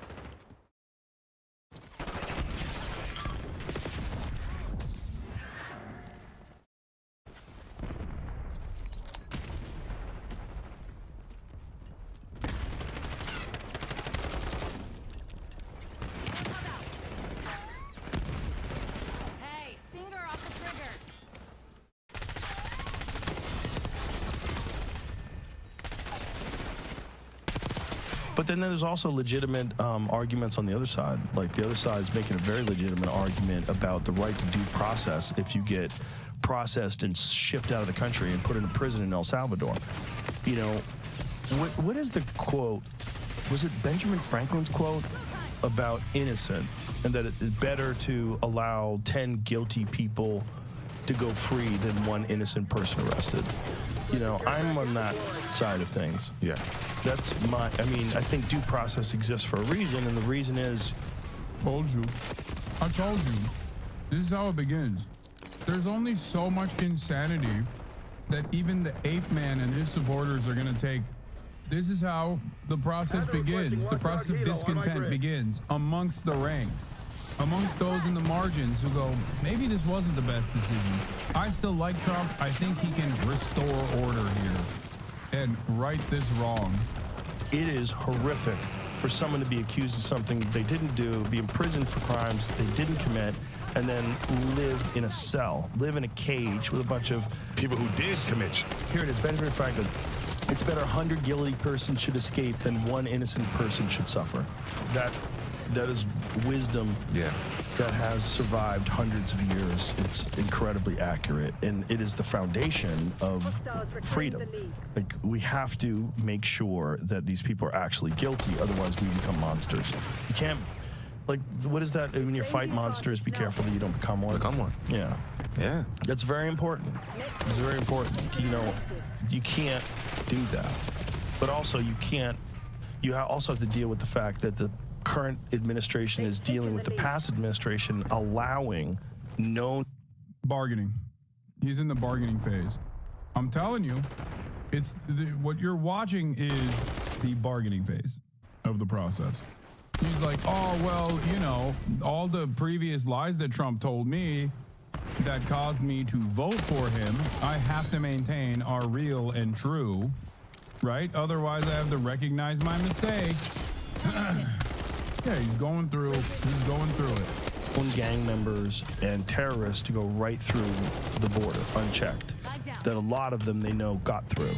They don't know the exact numbers, but they know there's millions and millions of people illegally just walk through unchecked, and a bunch of them have to have criminal records. A bunch of them have to be dangerous, and we've seen crimes that have been committed. It doesn't help anybody on the progressive side to deny the fact that that's a real problem. And if it happens to your family, God forbid, I don't want it to happen to anybody's, but if it does, you will feel a sting of regret if you supported that, unlike anything you've ever experienced in your life. You'll be like, I mean, it's, you know, it's one of those things where vibe shift is already beginning. The apolitical Trump dick riders are now souring on at least some of the aspects. Why did it happen? How did we get here? What did I tell you? If there is enough counter messaging on the cruelty of these actions and the media starts covering it because Democrat leadership is making a big fuss about it, then people are going to be more aware of the actual impact, the actual consequences of these decisions. Americans are very malleable.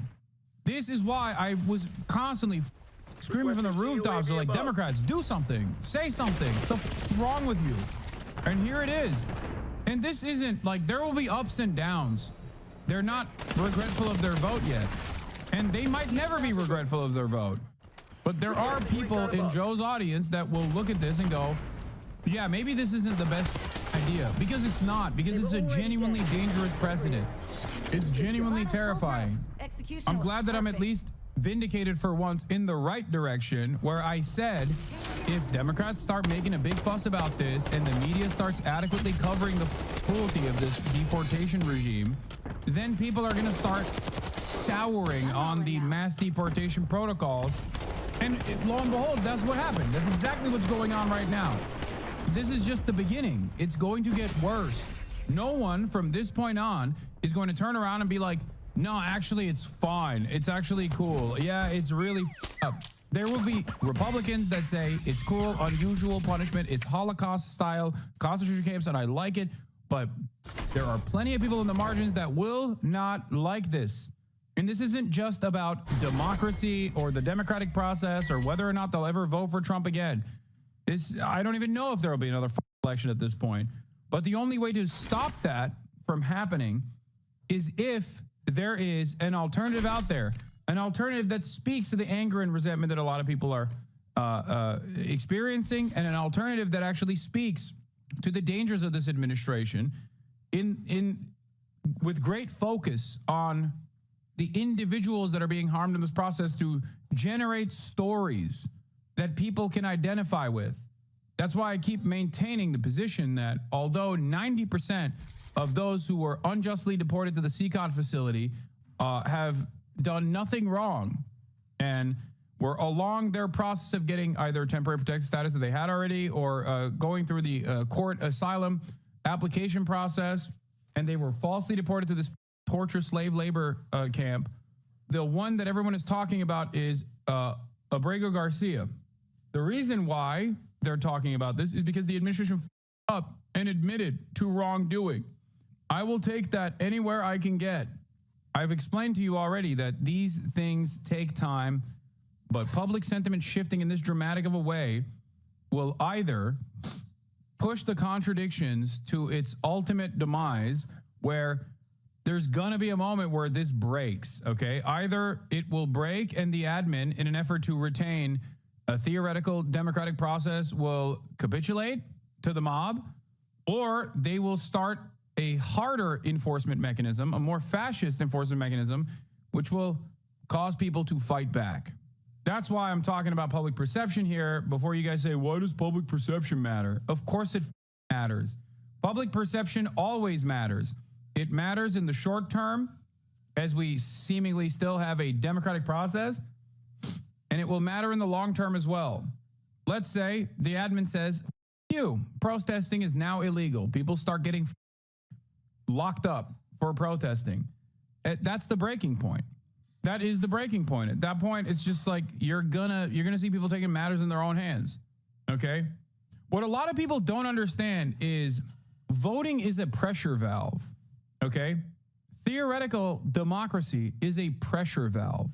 It is a way for people to feel like they have a say in the process. If there is no pressure valve, if there is no release, this will implode. That's it. You cannot maintain authoritarian control over 330 million people that are gadded out the wazoo, okay? People say, oh, the military, they got drones or whatever, but ultimately, the military is people too. They're still part of the people. They got family members. They got their own personal opinions. That's how coups happen. To support one side of this, you have to deny some like basic human values. Either way, like to support just rounding people up and just assuming they're all gang members. I'm not saying they're doing that, but this is the worst case scenario, right? Yeah. They get a bunch of people in a room, they rope them all in, and one guy's just someone's cousin picking someone up to give him a ride home. That's possible. And now you're back on the one innocent person and now you're right back. And what if that dude is not doing anything wrong and he's got some stupid tattoos and they decide that this guy's a gang member and now you're in a prison in El Salvador and you're not even from El Salvador. And now, you were just a hairdresser or you were a tattoo artist. Family man. You are. Yeah. And you came over here and maybe you got a green card and maybe you don't. Maybe you were just given asylum because a lot of people from Venezuela were given asylum in America. Yeah. And then you get shipped to El Salvador where you're not even from El Salvador. So that the fact that exists scares the shit out of me. But also the fact that they were just letting terrorists and gang members flow freely into the country is horrible. And when you talk about innocent people, what about the innocent people that got murdered by terrorists and well, not terrorists, that really hasn't happened, but gang members and this Trender Wagwa that were taking over those apartment buildings in Aurora, Colorado, and like that's scary shit, man. Armed with machine guns, taking over apartment buildings. Like, what are we talking about here? Like, what are we talking about? You're letting that happen? You're not sending in the troops to stop this? Yeah, and you think that wouldn't, in your head, you're like, that can't happen in America, in Colorado. Bro, they got a guy that had done that in California, and they refused to deport him because they said that California is a sanctuary state. They're like fighting to keep.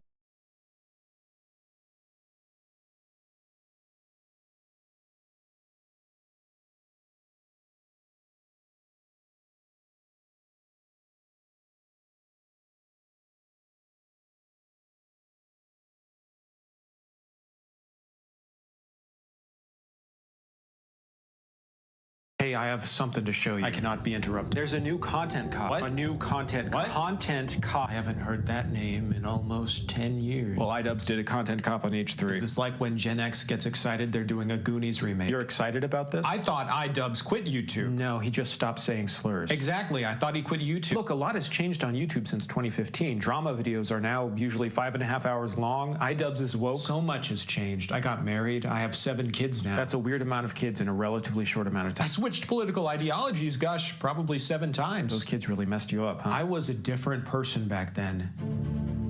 I'm so much better off now. I'm glad that era of YouTube is over. Do you want to watch it? Okay.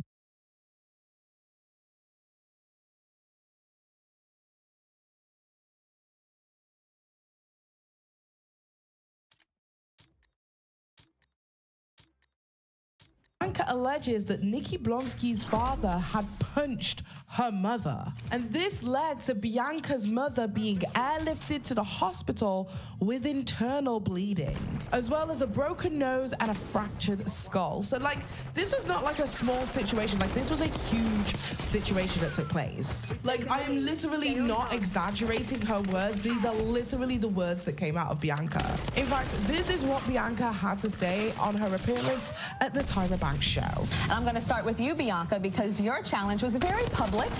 And for people that don't know, Bianca was in a fight in the airport. Make sure I'm correct. Right. In the airport in Turks and Caicos, which is an island in the Caribbean, with the star from Hairspray, the movie. What's her name again? Nikki Blonsky. Okay, so you were in a fight with her, and I heard about it. I panicked. I was like, what is my top model girl doing fighting in an airport? Tell me, what happens in the airport? So my family's from Turks and Caicos, and my grandfather was dying. Well, he passed away. But at the time, he was dying, and we went down to have a big family reunion to see him before he passed away. So we had an amazing time. Everything was fine. We were coming back to the States, and we were in Fargo in the airport. And I walked in the middle of everything, which was, the seats are really close where you sit at. And Nikki Blonsky, who I had no idea who she was at all, no idea. And she was sitting there, and her family, was a lot of them, and they were acting very posh, like, excuse me, no one next to us, please. But I had no idea who she was, and she was very rude to my aunt. My aunt had 2 babies in her arm, and she told my aunt, you can leave, like, you can go away. And I was really upset by that because, you know, my aunt and I are very close. I can tell you're upset right now. Yeah, I am upset right now because this is the first time I'm talking about it with the public. So I sat down next to her, and I was talking to my brother, and she turns to me and says, you need to mind your business. You don't know what's going on. And I got really defensive, and I said, excuse me, like, who are you talking to? And she went off, and there was a lot of words exchanged, and we were arguing with each other. But my mom had came over, and she was like, guys, you need to calm down. You realize you're in the airport. And before my mom could walk away from us, her father, who I didn't know was her father at the time. Nikki's father? Nikki's father came, and he punched my mom. What? He, like, knocked her out. And would you guys knocked her out? Knocked her out. The seats are really close, and there were tons of bags everywhere. And the way he got over the bags and everything, and hit my mom with, like, such force, she stumbled back. She stumbled back. And when she stumbled back, their whole family got up and attacked my mom, and they all started punching her, kicking her, and I'm standing there. At the time, I was still sitting down next to Nikki. This is how fast it happened. Still sitting down next to Nikki, and I look at her, and she takes her foot and just, like, kicks my mom in her vagina. And that's when my mom, like, fell out completely. And both the families were arguing, and it was like a scene out of a movie. Yeah. And my mom, the airport security finally came and separated everybody, and they called us, I don't know if I can say this, but, you know, they called us niggas, and they called us, get these animals out of here. And her father and mother started saying, they got babies, my daughter has to get shots. This girl got a baby. She gave it to my daughter. Did you bite her daughter? Did you bite Nikki? Did you and Nikki fight at all? Nikki, were there any altercations? When Nikki kicked my mom, I went and I grabbed her arm, and she grabbed my earring. Had really big door knockers in it. She grabbed it, and, like, I pulled my ear down so she wouldn't rip it. And her mom sat on her to get her off of me because her mom saw what was happening. And that was that. How are you dealing with everything now? It's a lot to handle because when I came back in the States, the papers were saying, big diva fight, big diva fight. And my mom was still in the hospital. She had to be airlifted out of the hospital. She had internal bleeding. Her nose was broken, fractured skull. She couldn't walk. Fractured skull? She couldn't walk. He hit my mom, and, like, her face is still black and blue. Now, this happened in the end of July, beginning of August, so from then to now. And my mom is a very strong woman, so for me to see my mom laying out on, even when we were taking her to the hospital, she turned to me and she's like, I need my daughter. And she said, Bianca, if anything happens to me, I need you to take care of your brother and sister. And to hear that from your mom or anybody is just like, you know, freaking out. So making me cry. We're all crying in here right now. And that sounds horrendous, right? Well, both Nikki and her father were actually charged over this. Nikki was charged with assault and actual bodily harm. Oh, as well as common assault, whilst her father was charged with grievous bodily harm. But this wasn't 100% one-sided because Bianca Golden was also charged with actual bodily harm as well as common assault. Which, to be fair, if this was racially motivated in the way that Bianca is alleging that it is, it's probably something I would do too. Honestly, I'm just gonna keep it a buck and keep it a beast. Talk shit, get clapped. It really is that simple. You better have the chin for the words coming out of your mouth. Do you understand? Okay, so here we have an article from the ABC News, and it says Nikki Blonsky, star of the film Hairspray, and her father were arrested on Wednesday at the Providenciales International Airport on the island of Turks and Caicos following an altercation with the family of Bianca Golden, a contestant on America's Next Top Model, over 5 seats that Nikki Blonsky was holding for family members. Golden, too, was arrested. There was an altercation between the Blonsky family and the Golden family, and this was by Detective Sergeant Calvin Chase, the Turks and Caicos police spokesman told ABCnews.com. Blonsky was charged with assault and actual bodily harm and common assault, while the father was charged with inflicting grievous bodily harm. Golden was charged with assault and doing actual bodily harm. Golden's mother, Elaine, suffered a head injury and had to be airlifted into a hospital in Aventura. Both women were released on $6,000 bail, but Blonsky's father will have to cool his heels in jail until August 8th, when he will be further dealt with, Chase said. He said that the dispute took place just after noon on Wednesday in the departure lounge of the airport while both families were waiting on flights. So essentially this whole altercation took place over the saving of seats, and this got into a full-on brawl. 2 American celebrities are arrested earlier this week after an altercation at the Providenciales International Airport. They appeared before the judges in Provo this morning. Andy Toussaint has the full details.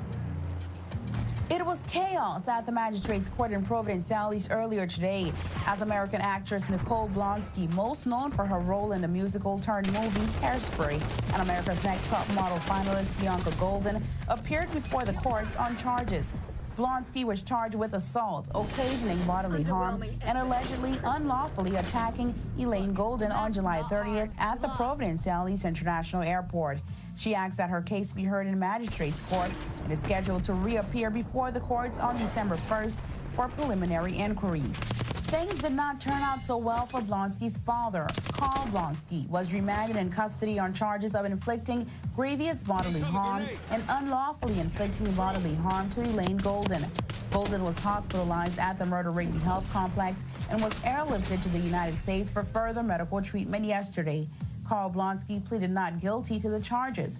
Blonsky's lawyers claimed that medical reports proved that he was unfit to remain in police custody. However, due to Golden's unsure state, the judge requested that Carl Blonsky remain in police custody for 1 week, when lawyers should represent the state of her condition.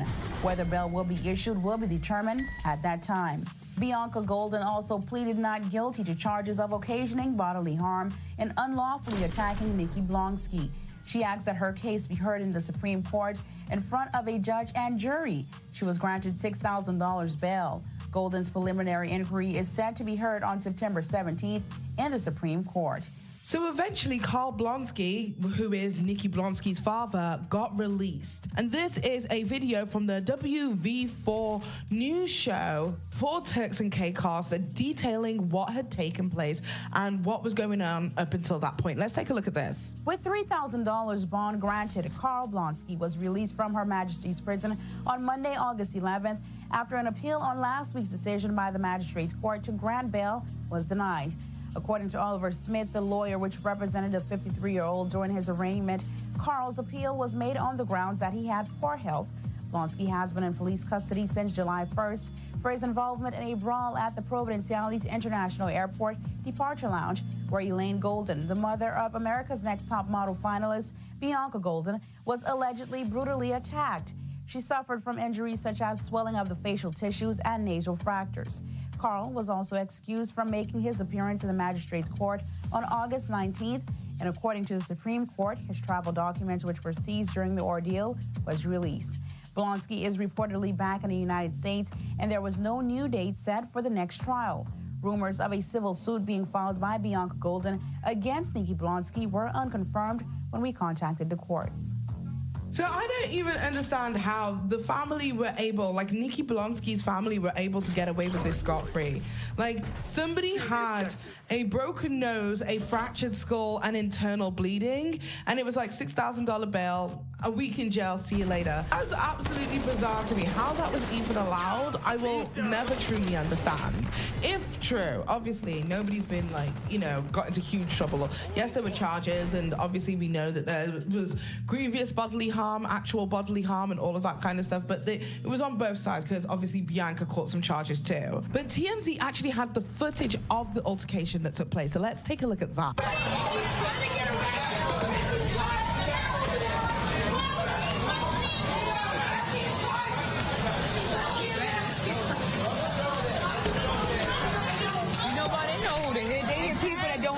That's what that is. That's what goes on. This young lady here with the green shirt, she done dumped the girl out. Tracy Turnblack. She done dumped out. Poor girl over there devastated. She ain't dancing around today. I wasn't dancing today. Poor young lady. And where's the little boy that want to fight a young lady? Because he need to be locked up somewhere too. See, that's how they make black people look bad. She comes all the way over there by that girl for no reason, starting trouble.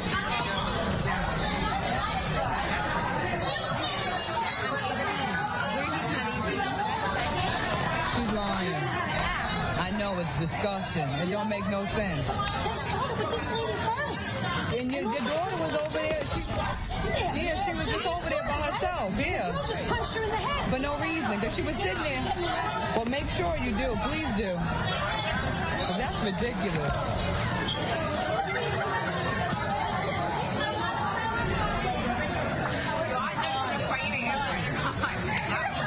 Wow. Security, huh? Is that my airplane? Is that my flight? Because I gotta go. Shortly after all of this, Nikki Blonsky then does an interview in which she decides to tell her side of the story. And this is what Nikki Blonsky had to say. Hairspray star Nikki Blonsky breaks her silence about the airplane fight that landed her in jail. You never expect things like this in your life. Then, Hairspray's Nikki Blonsky's first interview about the fight that made headlines. What happened in the airport, Turks and Caicos? Then, Hairspray's Nikki Blonsky on the record. What really sparked that nasty airport fight? Eventually, the truth will come out. It was the star smackdown that left a whole lot of jaws on the floor. Hairspray star Nikki Blonsky versus an America's Next Top Model contestant. Well, tonight, Nikki tells Thea Andrews about the night that put her right in the headlines. You never expect things like this in your life. And no one ever expected to see the story that began on July 30th about sweet Tracy Turnblad. What happened in the airport, Turks and Caicos? What happened was an alleged fistfight in the Caribbean airport's boarding area. A fellow passenger's camera captured all the drama that followed. This young lady here with the green shirt, she done dumped the girl out. Tracy Turnblack. But it was Nikki and her father who were arrested and charged with inflicting bodily harm. Nikki has been advised by her lawyer not to get into any specifics about the incident. Eventually, the truth will come out. My dad's a really strong guy, and they raised me with the fact that you can overcome anything. I'm fortunate enough that my fans know me.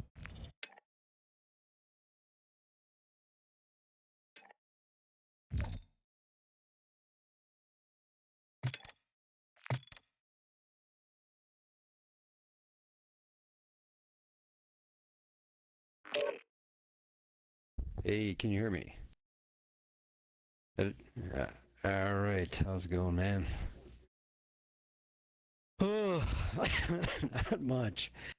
Oh, had a long day though today. It was the first day of the estate sale, so I had a lot of long day. It went pretty well. I mean, the beginning was like a feeding frenzy. I don't know how it went at your house, but they were lined up and just descended like vampire bats, and it was pretty nuts for a while. It settled down as the day went on, and I wasn't expecting to help a guy move a refrigerator up the stairs, but I did that.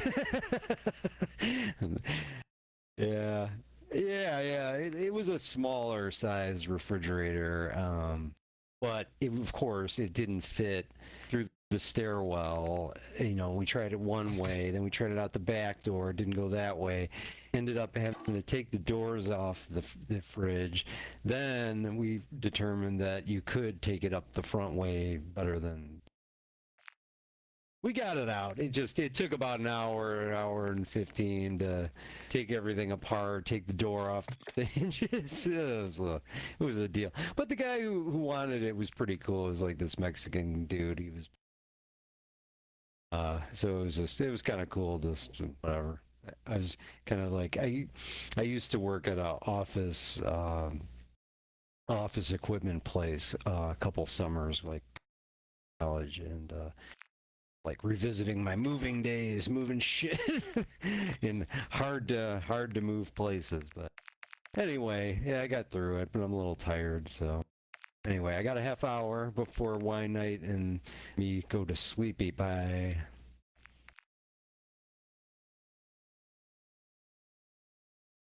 All right, let's just do juice. Oh, if you're cool with that. Okay. Okay.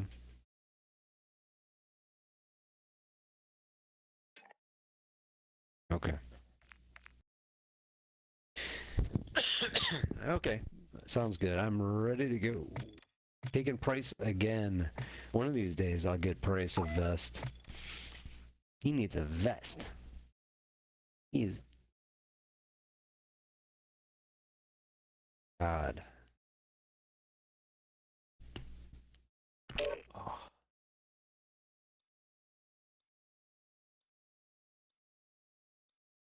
Dude, this is messed up. You know, remember like when how is that possible? So I lost my okay.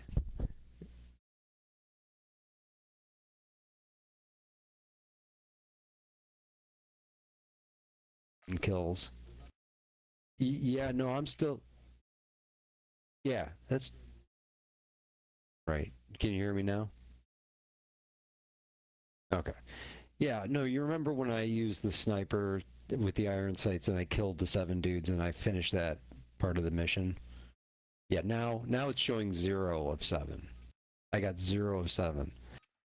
But it's bugged, and I used the hybrid on the last time I played DMZ, and I got a few kills with the hybrid, which is what I have equipped now, the hybrid scope.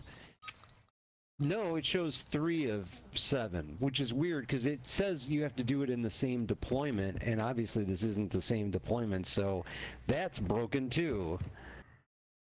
There's a buy station marked. I know, right? They're fucking stupid.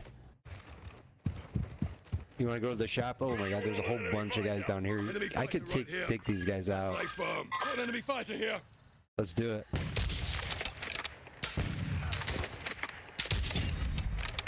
Visual on an enemy. Nice. Yeah.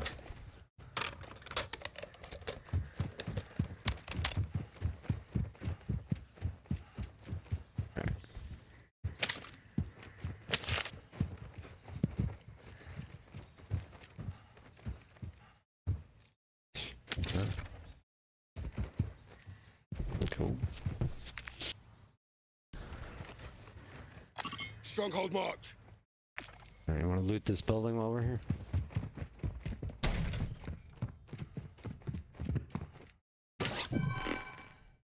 Yeah.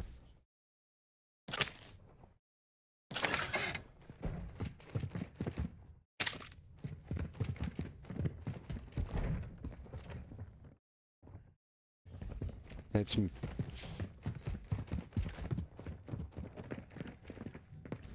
battery.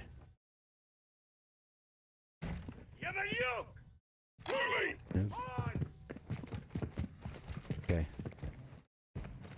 I don't know. I didn't hear him.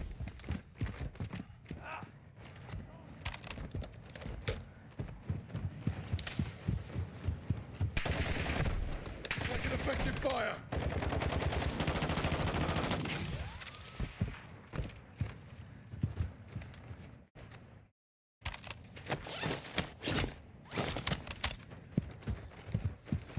All right.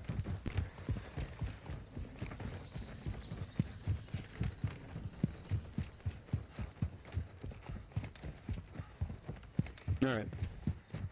Why not? We need some stuff, man. The whole point is getting stuff.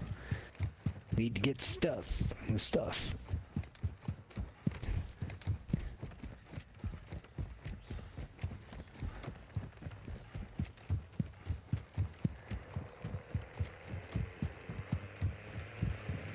Jeep's coming. Jeep's coming. Oh, he's over the road. Okay. All right.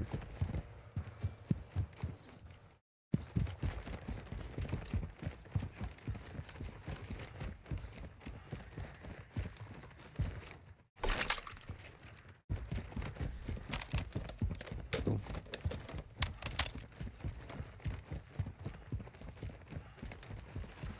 Oh, it's marathon.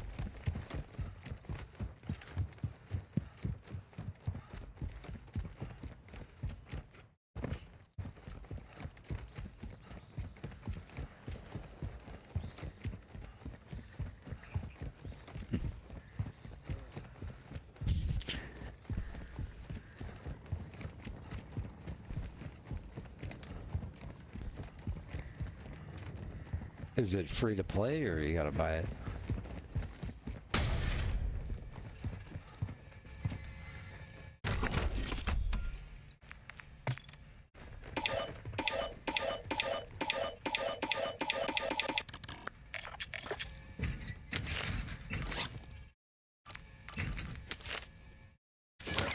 Ooh.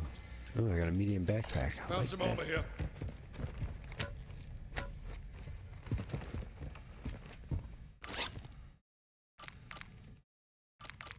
Ultra One, activity has increased in the area. Keep your eyes open. Okay, I'm ready for whatever. Stronghold or... 17 plates.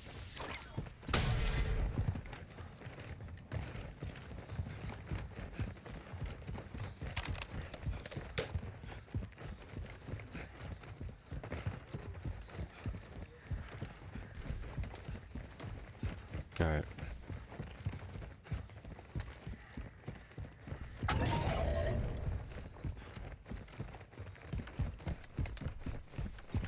Oh shit. Yeah.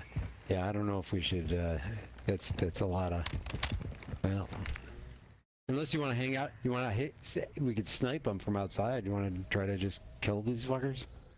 Get on the roof? Yeah. Ultra One, you've got hostile happens to us all the time. incoming. Moving here. Yeah. Oh, a whole bunch of guys right here.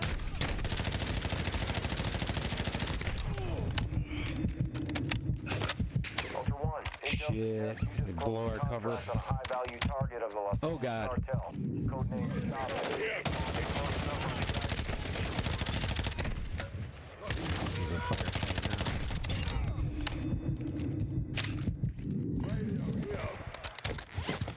Oh, here's UAV. Alright, we gonna still climb this building? Fuck. You guys down here?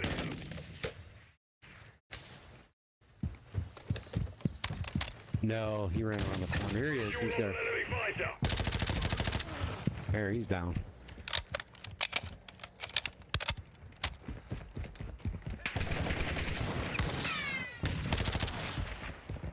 Oh, I got 2 on 1.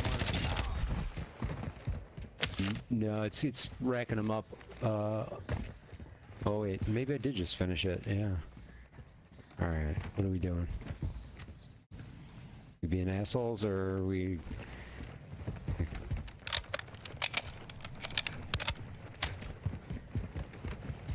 Fuck. Huh. We could go. It's interesting that it tells you that there's players there taking it over. Right. So maybe if we go back and it says they're not there, first, I don't know if that'll mean that it's all looted. We are there. We are here. Dropping ammo here. Oh, I hear something.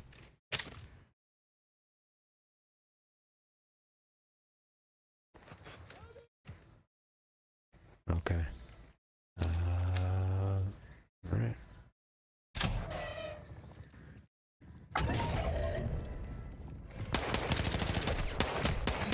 Taking effective fire! I thermited him. Oh shit, stay away from that. Uh-oh, here, yeah. Ultra One, we're seeing increased activity in the area. Stay sharp. Self-revive kit here.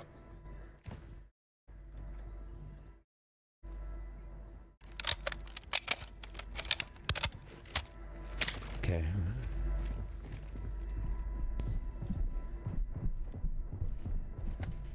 No, I came in right after you. Oh. Yeah. There, I see one guy right here. Got him. Found him. Yep.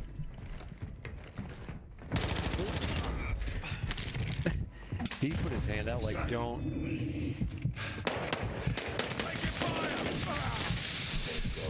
I'm self-reviving. I'm good.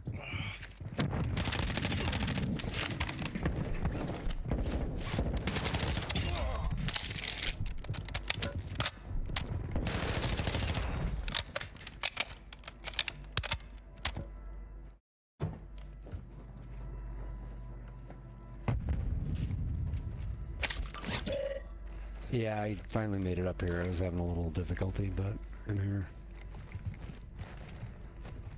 No, that was something else. I don't know. Armor pouch marked. Take it. Dude, no, you take it. Oh, man. Too generous.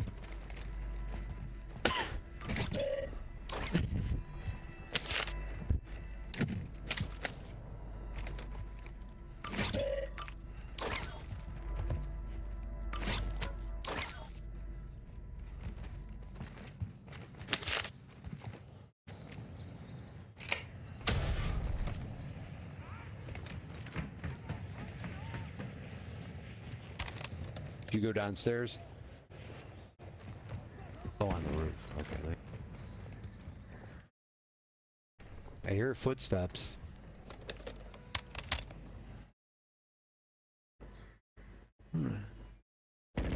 Yeah, there's a guy in the stairwell. I just killed him. I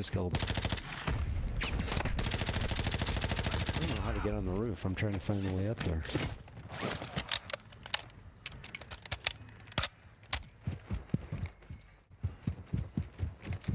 Huh. Oh, okay. I'll just come down. Alright.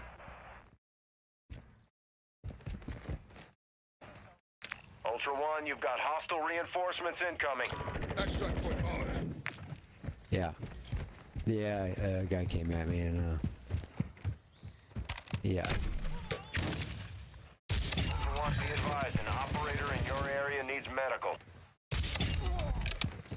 Alright, if I could find the way to... Oh god, no. Can you get by me? I'm outside now. Marksman rifle here. Moving. Is there anybody else? Shit. Seeing movement here. Oh, fuck.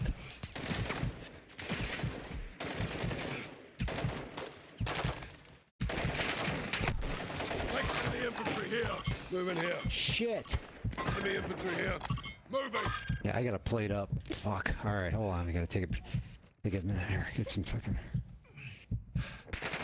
Find medical. Yeah, alright, here we go. Don't worry, mate. You're not done yet.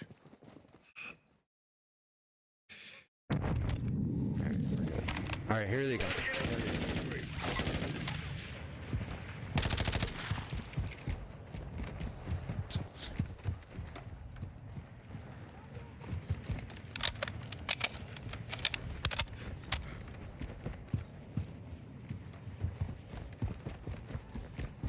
Thanks.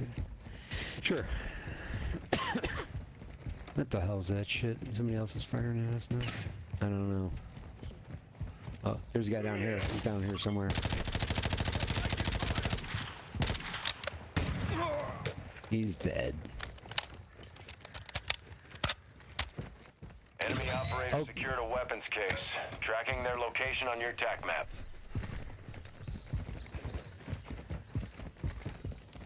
Nope.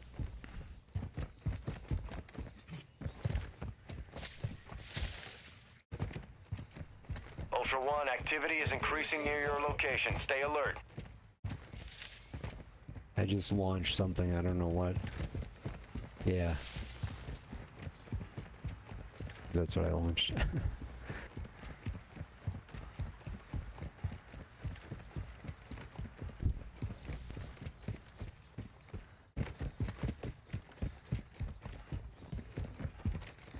I mean, I can go over a little bit if you want. I mean, whatever.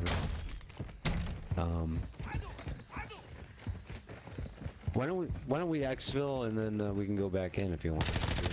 Quick one, or not quick, however it ends up. No voices.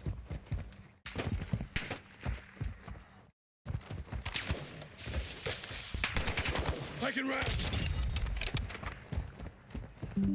There's another one coming behind him. There he is. There isn't a way to take a scope off a rifle if you're not in a shop, right? Because I think I need to get all these things done at the same time. So I guess I probably have to go to a shop and...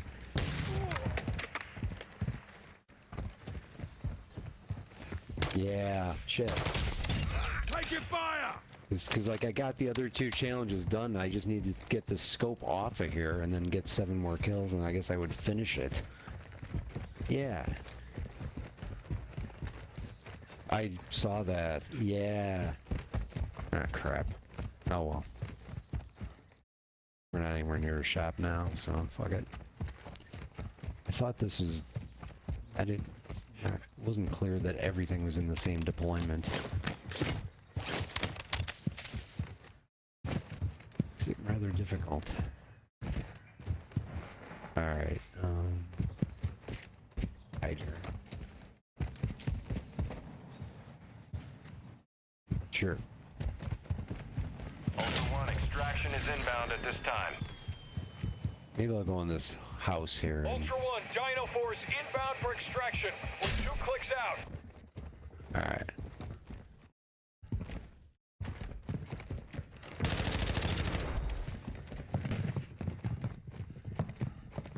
Oh, I just got a gold bar, dude. 2,000. Ultra One, we have visual on the LZ. Keep it clear.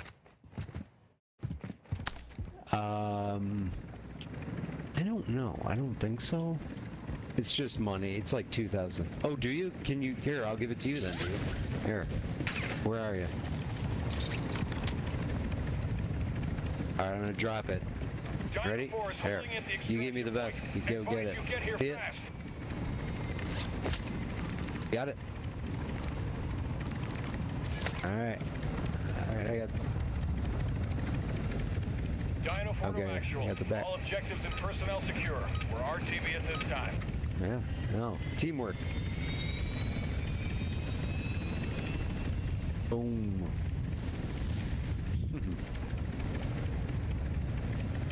I wish you could keep the plates, man. You know, you get all these plates and it's like...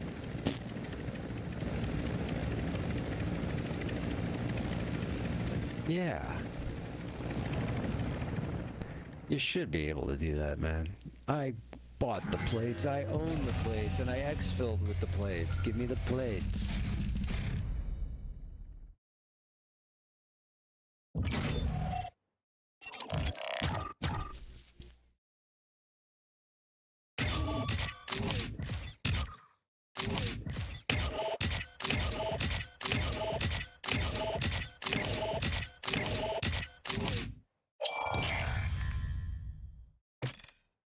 Yeah.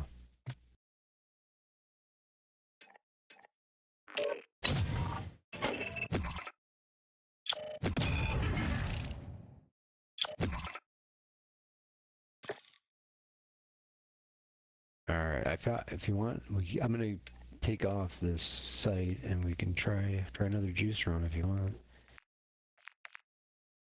All right, sniper. Yeah, you keep those. Oh.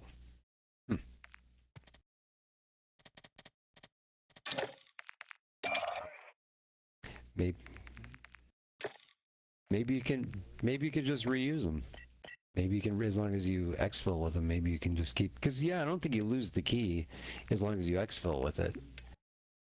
Yeah, as long as you don't die with it, yeah.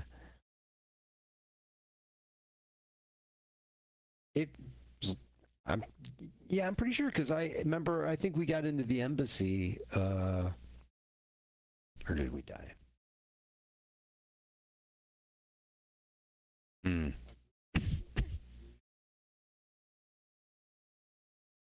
Hmm.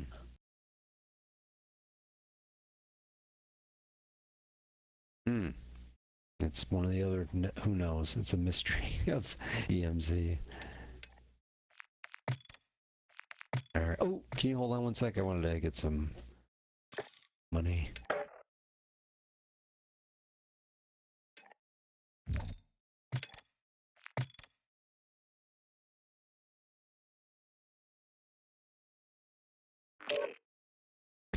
Okay, are you back? Okay, sorry. I don't know. I think I might have backed all the way out again, but like an idiot. Oh, Jesus. Oh, no. I don't. Oh, my God, dude. No, I'm just trying to. I was trying to add cash, and now I have too much cash. I want less cash. So I'm okay. I figured it out. Okay, I gotta.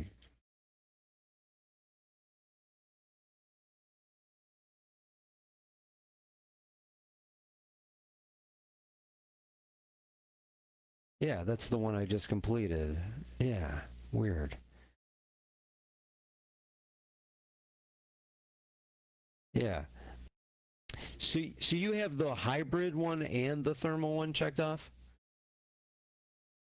Yeah, now that's weird because the only one I have checked off is the thermal one, not the hybrid one, even though I think I started the match with having only the other one. So fucked up. Were you using a hybrid site? No. Oh. Well, I'm bringing in the iron sights now, and I'm going to kill 7 enemies, and maybe by the grace of God, we'll have this whole thing done for both of us. Who knows? Yeah. Yeah, it seems like I'm going to actually not take Price, because he's all juicy, and I want to save him for... I'm going to take a guy with nothing. Raise. All right, I'm ready when you are.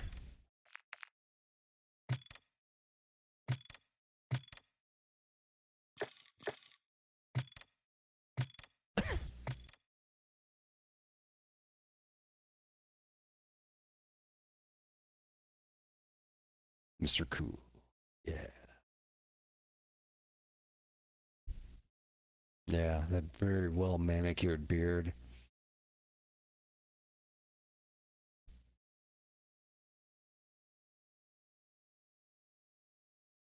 Yeah. He's straight from the Miami dance club to El Mazra.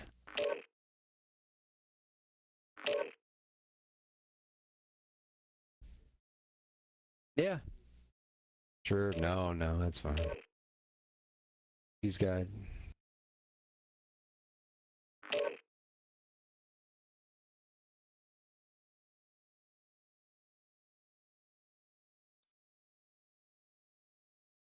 We can get a key, we'll be ready to go back and try for pyro if we ever get one. I don't know what the play is here, but strongholds or mission or contractor. Yeah.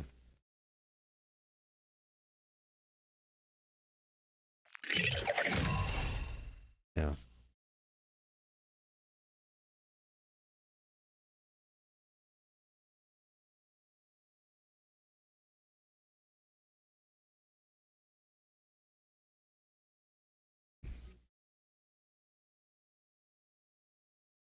Right. Usually just crap.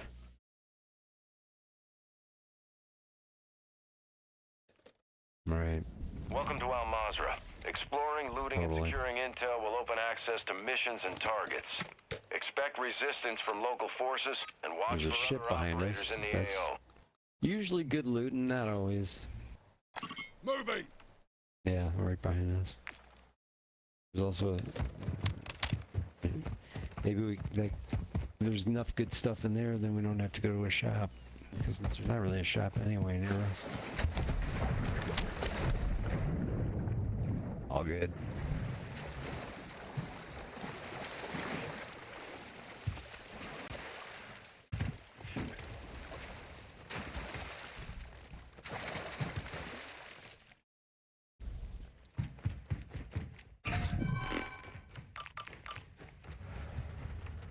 Nice. Take it. Take it.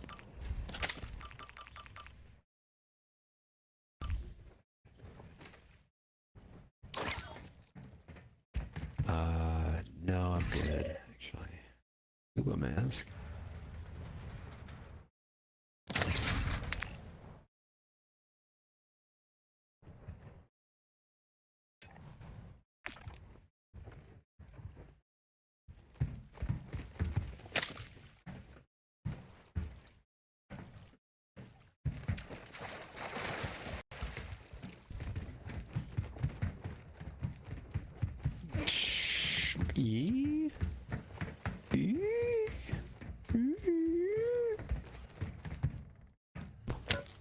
You don't want me to actually tell you where it is, do you?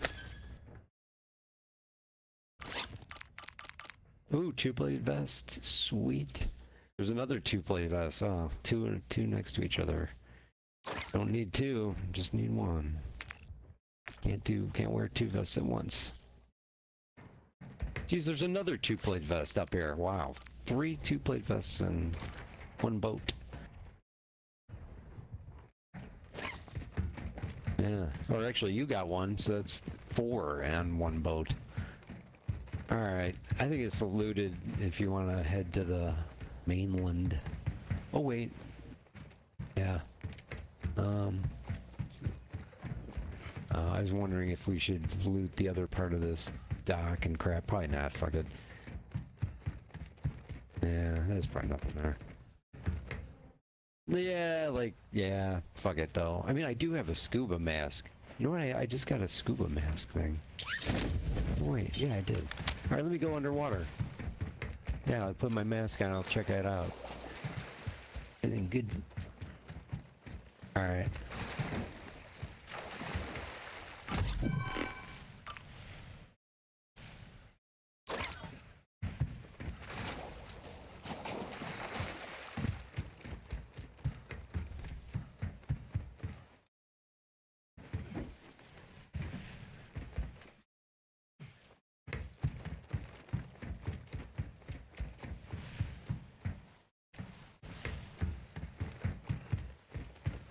Nothing, yeah, I'm not seeing anything down here either. Not looking. Alright, yeah, I'm gonna come up.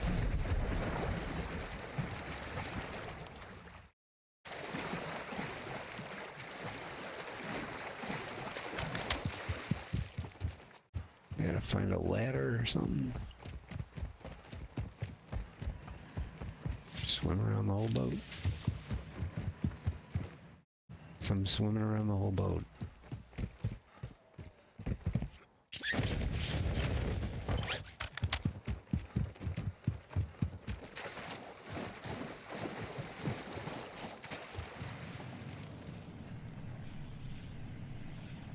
Alright, coming in.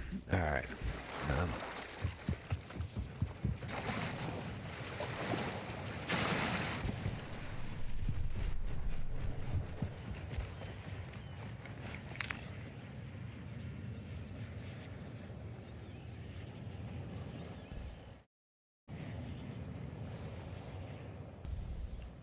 Head toward.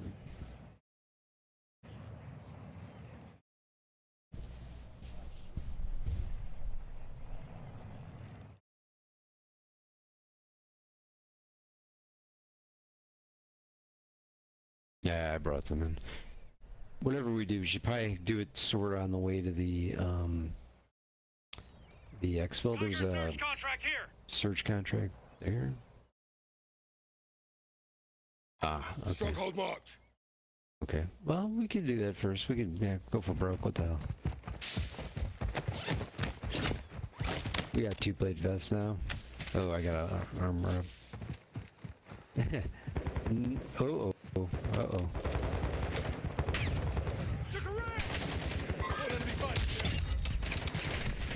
I gotta get cover, man.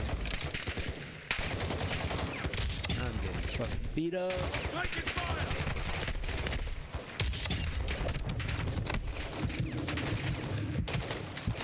I had to hide, dude. I have, like...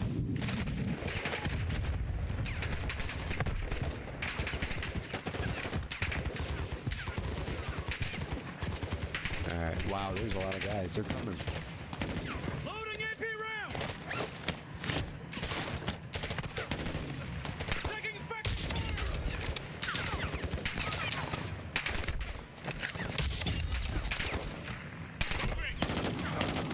Ultra One, activity has increased in the area. Keep your eyes open. Enemy fighter spotted. Alright, yeah. Oh my god, what the hell? Still, guys, is there somebody on the fucking thing up here?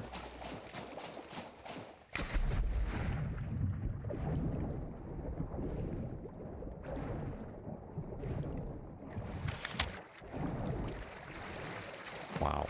Yeah, I'm out of plates except for the ones I'm wearing. You're totally out.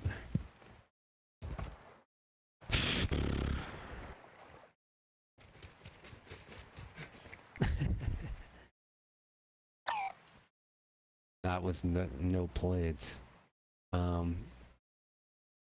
We could take this boat and then drive it up a little towards the exfil. All right.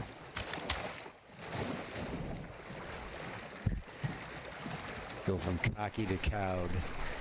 Minute. No.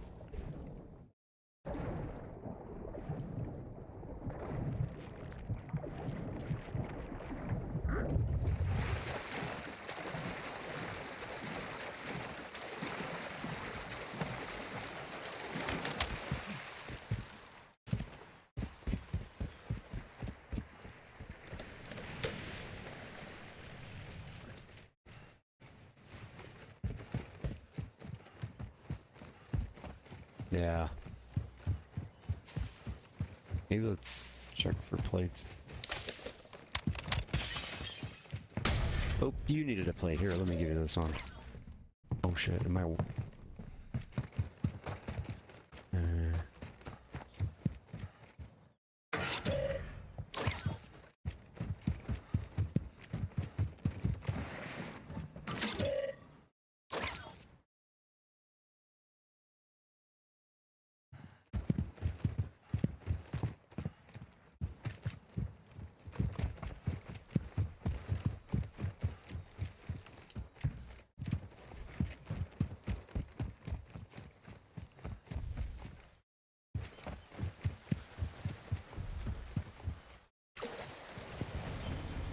Ultra One, you've got hostile reinforcements incoming.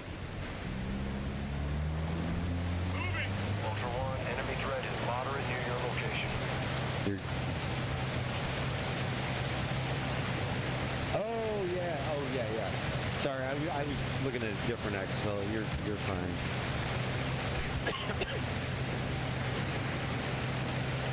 Ultra One, actual. Enemy UAV Oh shit, I'm gonna avoid the red.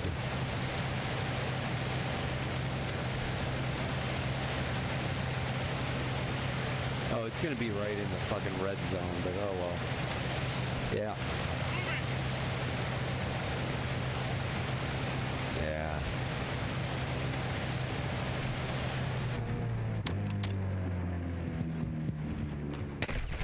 Take it round.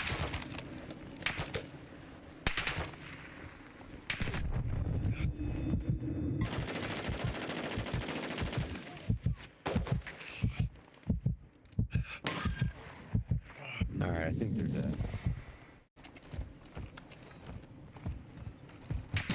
Ultra One, hostile reinforcements incoming. Ultra One, we're seeing increased activity in the area. Stay sharp.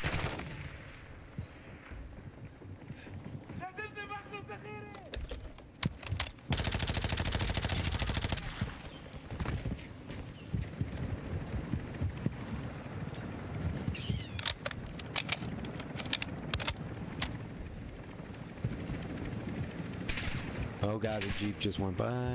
Probably players. Oh no, a helicopter's landing. Is that an Exfil helicopter? Oh shit! I'm down. You are taking effective fire. Man. Be careful. Yeah, well, I gotta get. They're all. Mark one guy. On your feet, soldier. Yep. Probably a player. There's some guy right there. On the corner.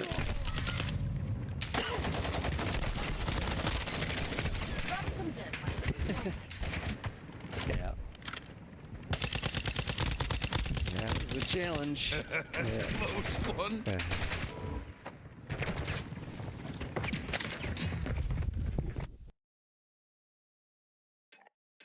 One good juice round. Alright. Alright, will do. Alright, tomorrow is what? Friday? Good Friday. The best Friday.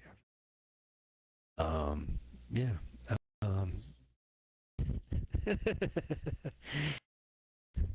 Is the day you got ice cream for the first time.